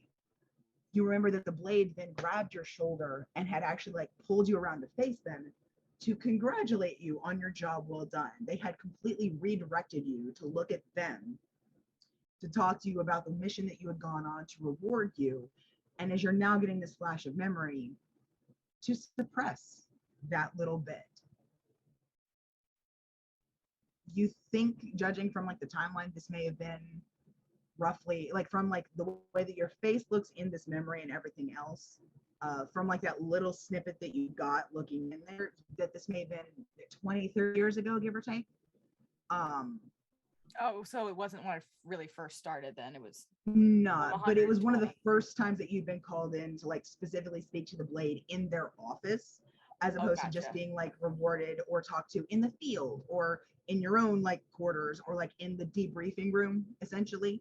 Because there's like a debriefing room, that meant I was like are 16. the Blade's offices. Yeah, no. Okay. This was a little more recent. Because normally you guys don't go to the Blade's office unless it's for like big shit, either big trouble or big congratulations. Otherwise, there's a briefing room that you guys would normally have gone to. So yeah, so you, from like the way that this stuff moves and settles, it reminds you instantly of that. And what do you do with it? Do you try and look in it like you tried to in your memory? Do you try to look at something else? I think at first he takes a couple steps back. Demon water. More, he's still, and he hasn't really gotten into it with anybody because it's not his personality. He's still grappling with the fact that most of his memories are likely not real. Or and they're very every time he gets a flash of something, he's reminded that he cannot trust his own mind. So he definitely takes a couple steps back first, settles himself while gathering as much of the stuff that he's already found into his bag of holding. Okay. From the thing that you got, there's like some letters and stuff. There's a few like scribblings in some notebooks and a few things like that, that are kind of gathered around, and you can easily stuff that in there to like go over later. But I'm gonna say, just because of like the flash of memory you've had, that bowl of whatever has got a lot of your attention. Yeah, I think he keeps, as he's gathering things, he keeps looking back over towards. If he can grab some of those poison vials too, he will do that as well. Sure, you've got 4 of various kinds. You're gonna have to actually spend some time to like figure out which one are you. But you have 4 poison vials. And then he'll go over to the bowl and study it further. Okay. This is a bad idea. This is a really bad idea. Do you look directly into it, or are you trying to like tap it from the side and see what happens? Are you trying to like see if maybe you can just hold it? What you doing? First, he looks around it. Okay. It's seated by itself, sort of on like like a woven natural material mat. You're not sure if that means anything because a lot of the shit in here is natural materials, because it's easy to get rid of. But it's by itself on like a part of the desk. It doesn't have anything close by it. Nothing is touching the bowl beyond like that mat that it's sitting on, and it doesn't look like the whatever's inside has stained or splashed outside of it. You don't see any of these. You don't even see any staining from what you can tell on the edges where it's touching the bowl. So you're not sure if you just can't see it because it's beneath the surface, but it doesn't look like this has decreased in volume since it was filled with this stuff. I think he'll look into the bowl, but try to avoid making eye contact with his reflection. Sorry, one more time. He's going to look into the bowl, but try to avoid making eye contact with his own reflection. Okay. I'm gonna need you to make me a wisdom. Yeah, I saw that coming. I knew this was a bad idea, but I'm doing it anyway because, like you said, it's stuck in his mind.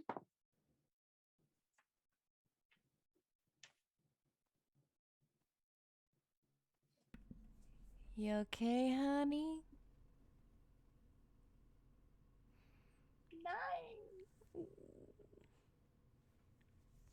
9. You do not currently have paladin equipped, so you don't get our buff. And you don't have either of the bards nearby for any inspiration. You don't have the bard or the have- paladin equipment slot filled, so. I have no one nearby. No one who realizes I'm doing dumb shit. Even though he's like super cautious, No, he's baby. doing dumb shit. Sierra on another plane of existence is just like, he just did I feel a like a certain- fucking dumb. I sense He dumb just- shit. I sense dumb shit. I sense fuckery is afoot.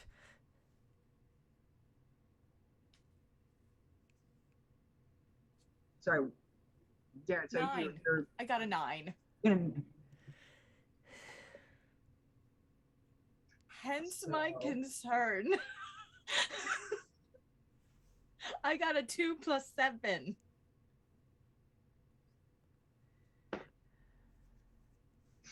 It's okay. Give it to me. I die.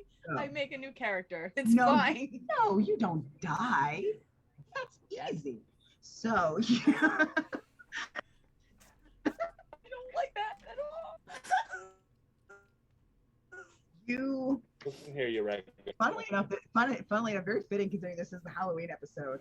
You're trying not to make eye contact with yourself as you're looking at this thing, but it's almost like you're drawn to it. It's like you, as much as you're trying to look at like the edges or the side or the bowl itself, just not the fucking fluid and not your own eyes in the fluid. It's almost like you're just sort of like, you can't help it. As much as you're trying not to look at it, you keep dipping down further and further until eventually you lock eyes with yourself.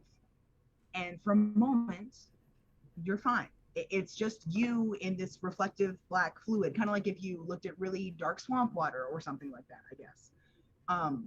And you have a moment of, oh, okay, this is fine. We're fine. And then your reflection smiles.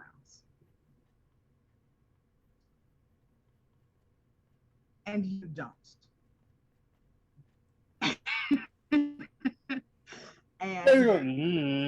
and a voice comes out of this thing, of this fluid, this whatever it is, and you see your own mouth moving it, and you feel your own mouth physically moving out, moving to make the syllables happen, of a very feminine voice that comes through that you feel like you may have heard before.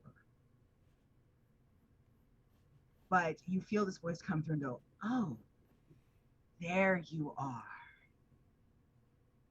How wonderful. Oh no. And anyway, so across the street.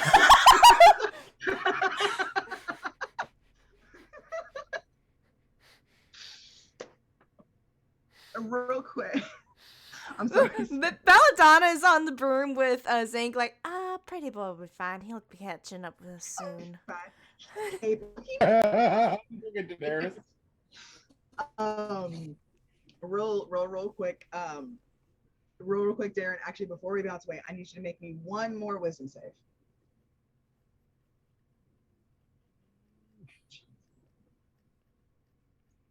Ooh. Oh, honey. Same fucking number. Oh, okay. So Darren, you have this absolutely intense moment of complete and utter, very alien to you, but it's entirely your own emotions of panic. Just honest to God, panic. As we, the audience, who are the only ones seeing this, see this black, whatever it is, this ooze in here, suddenly spring forward out of the bowl up at you and just on either side of your face, and we see this black film just glaze over your eyes and then settle, and you blink and your eyes look like, for a fleeting second, they look like purple spiderwebbed through with black. Then you blink again and they're back to their normal color. Oh no. That bitch possessed you. So at the root cellar.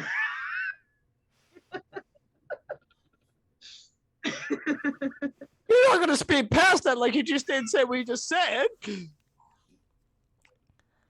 We got Halloween. Okay, Icarus, I need to start planning with you Sierra's sudden return. I have a whole idea of the schematics and the theme. I have the choreography down pat of what happens. What the fuck did you do? So, Incredible. you know how in Infinity War, how Thor just yeets in from the Bifrost into Wakanda? That's Sierra in the next episode. Only it's not the Bifrost, it's just like a whole bunch of fucking ravens. Like, I need to ask Odin to borrow some of his ravens. This is how legit we're getting. Suddenly Drax feels a shiver down his spine. Oh fuck. It's gonna be awesome, guys. It's gonna be awesome. I'm really I have a sorry. feeling I'm about to get a whole bunch of Disturbance in the private force. messages. Darren, I'm sorry. I was not planning on that, but here we are. Uh-oh. Don't you know you never split the party? I made a mistake. Oopsie whoopsie, you made a fucky wucky. Uh-oh, how unfortunate. Uh-oh, how unfortunate. I'm gonna do a sneaky thing. Throw a new contender in the ring. Well, here comes the consequence. Here comes the consequences of my actions. Right now. So, I don't want no consequence. as I had mentioned, we're gonna do a quick smash cut over to you guys at the cellar. Darren has not joined you yet. I don't know that any of you necessarily are concerned by that, considering that he can disappear on a whim. He's fine. But Darren's not He'll joining catch up with you. us He's soon. fine. Everything's He's always fine. fine. Darren never does anything stupid and is always in complete control of himself.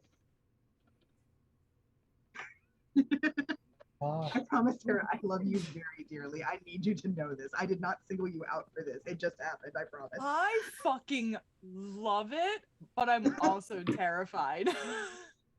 Good. That's where it should be. So anyway, you guys outside on the street are able to pretty quickly find that root cellar, because it turns out the minions were too terrified to lie. They had already heard like somebody screaming for their boss. They had been scared and annoyed and pranked away from like the base of operation. Tonight is just a whole thing. And she also murdered a bunch of them earlier tonight. It's been a whole fucking day. They did not have the wherewithal, given everything that had gone down, to lie to you. So at least there's that small silver lining here. So y'all are able to find that root cellar that has like a blue door on it. For everybody that's there, so not Darren because he's dealing with a new bite. Everybody else. Hey, real quick. Everyone's freezing up Sorry. on me. I am joining by mobile, but I'll be back. Or I'm here. I'm just. We have to go get mom. And Anybody get everyone is completely frozen for me. Oh shit. Weird. Yeah. Oh no. Maybe just one of those momentary internet hiccups. It's not internet because everything else on my internet is fine. It's fucking Zoom for me. Okay, now everyone's moving again. Perfect. But Good. like I was kinda really like this- choppy. Everyone keeps freezing up. bullshit. I need to drop call and rejoin real quick. Okay. So Okay. I'm gonna switch the stream to the be right back screen real quick. So I Yeah. will be right back. I'll wait until you're back.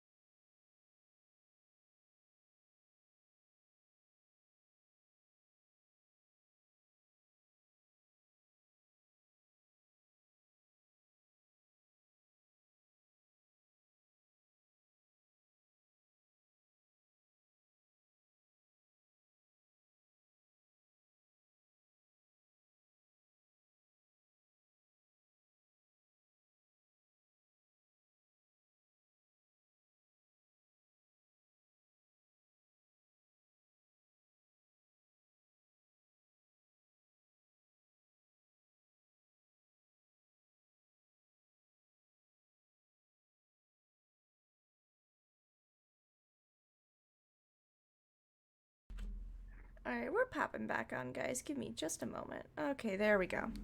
Now everyone's moving! Yay! Good shit. Perfect. So y'all are outside the cellar door. You found the blue one. Everyone that's outside it, so which does not include Darren at this point, go ahead and roll me a perception check. Holy shit, now you're being nice. That's a 21. Yeah. 22.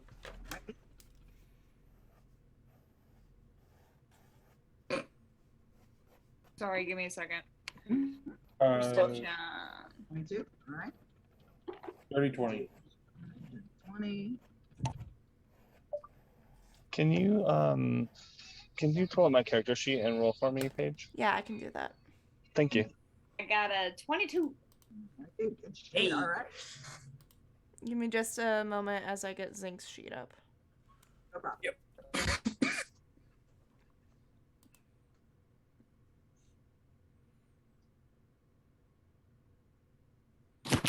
Come on, D&D Beyond, load for me. Ah, fuck. Zink with a perception check. Oh my god, everything's so slow. Okay. Zink got a 15. Good shit. Yay! Thank you. You're welcome. Funnily enough, thankfully, it was going to be a this one isn't too stressful. It was going to be a 13 or above. So thankfully, all of you were able to see that on the edges of this cellar door, which are closed, but it definitely looks like for everybody that got a 20 and above, y'all can see that it definitely looks like it was closed in a hurry. It's not fully closed all the way. There's a lot of like scattered stuff. But what you can all see is that on the edges of this, like roughly like where a hand would have grabbed, there's this slick, oily black something just kind of clinging to the wood. Well, Definitely fresh, definitely new. Does it look like the stuff that was on her daggers? No, it actually looks different from that. It looks more. It's definitely got like a magic-y tinge to it, but it's more organic. it's almost like slime in a way.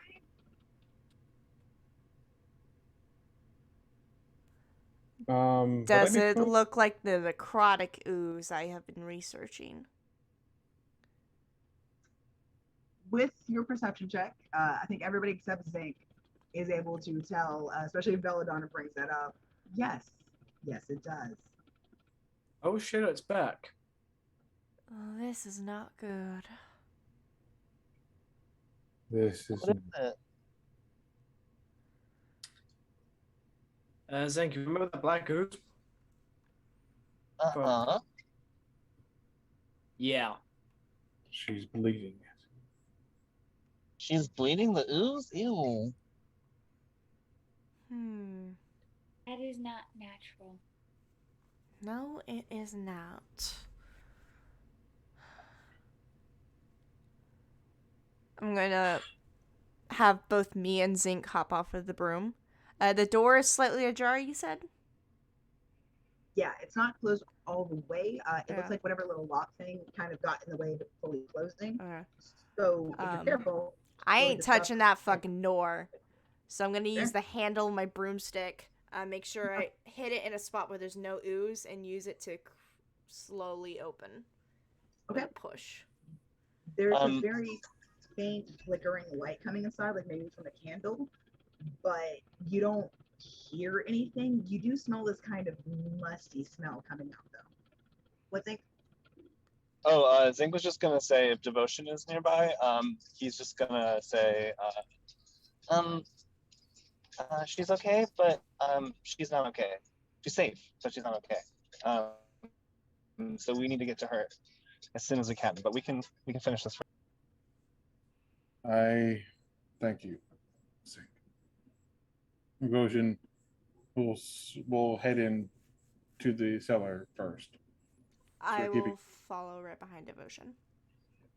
Keeping his, he has his long sword on him.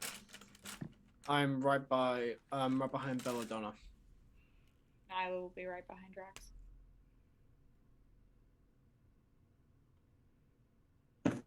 Is Darren not there yet? No. Not yet, no. I will wait for Darren. Sutha gonna bring up the rear? Okay. And just so you guys know, Zink will sort of telepathically message to Belladonna until you guys are out of range, which is 240 feet. Okay. Yes, Zinc? Oh, I'm just gonna wait for Darren, but you guys go ahead. All right. Well, yeah, we'll be inside. Just head in when he gets here. Okay. You stay safe out there. Yeah, Okay, continue. thank you. Yep. Continue in. So, I think because we're nearing time, I think the last shot that we get is you guys are going in. You know, you've ordered yourselves. You have like your marching order kind of thing. You are ready for all of this. We see like this front shot of you guys like entering in, then a back shot. We see all kind of looking around this root cellar that's just it's not like this place is dripping that energy. It's more like something has moved through here recently that is splashing it in places. Like you can see there's like a gout of it kind of splayed over some shelves and stuff like that. And it's kind of eating into some of the wood. There's a little bit more of it on the other side that's like, it looks almost like it's like arterial sprayed almost, just like on a wide arc against the other wall. And that one's a much like thinner but much more coverage one, so you can see like it just kind of eating away at the organic material there.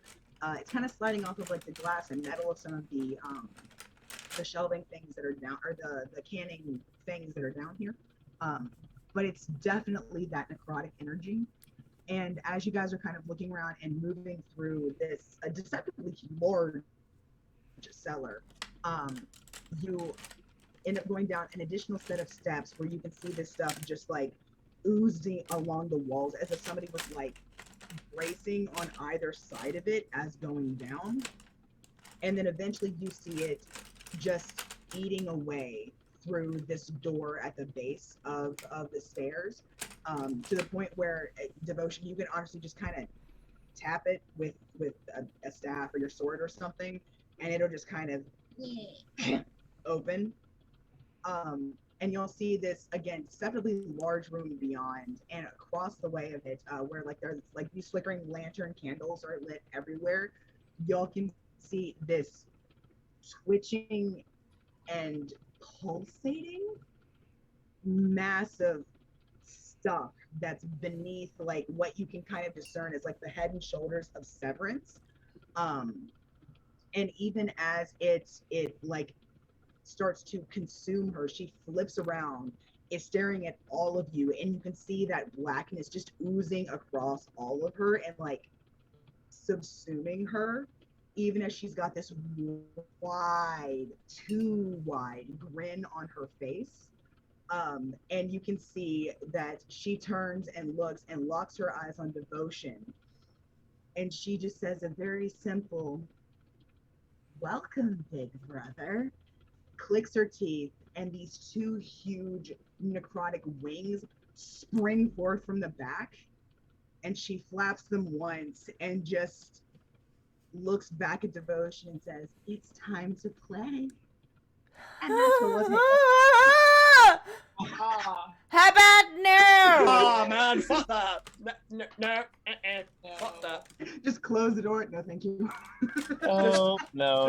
Where? Wrong. That's my wrong house. There a better Housekeeping, door? wrong room. There a better? No, there a better door? Where's the raid for flying insects when you need it? Or the blood cell work anime. don't act like you didn't just say me.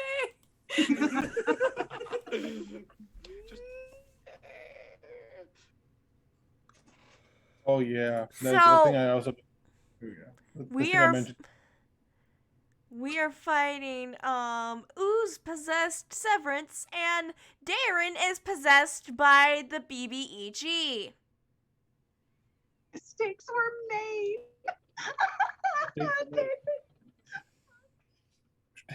I'm possessed by something. Yeah. Also, a fun fact. You got that- an evil version of Venom floating in you right now, hon. He really likes me. Nice. Yes. Also, fun fact. This is a little Severance fact. One of the biggest. I don't like Severance facts. One of the biggest terrifying. things that Wow. she and Avarice were repeatedly told was that they were disappointments because only the rebellious one seems to have grown wings. And the fact that Devotion had wings was something lorded over both of them. So now she has her own wings, and she's going to try and use them to murder me. Yeah. Great. Ain't it fun? Yes. Alright, now. Please don't. Peace out. Bye. Alright, I think we're gonna end it here tonight, everyone. Thank you for joining us for Gem Kingdom Chronicles. Tune in next week as we regret our life choices in this campaign. Y'all have a great rest of your night. Have a happy Halloween. We'll see you all next Friday. Bye-bye. Bye. Bye.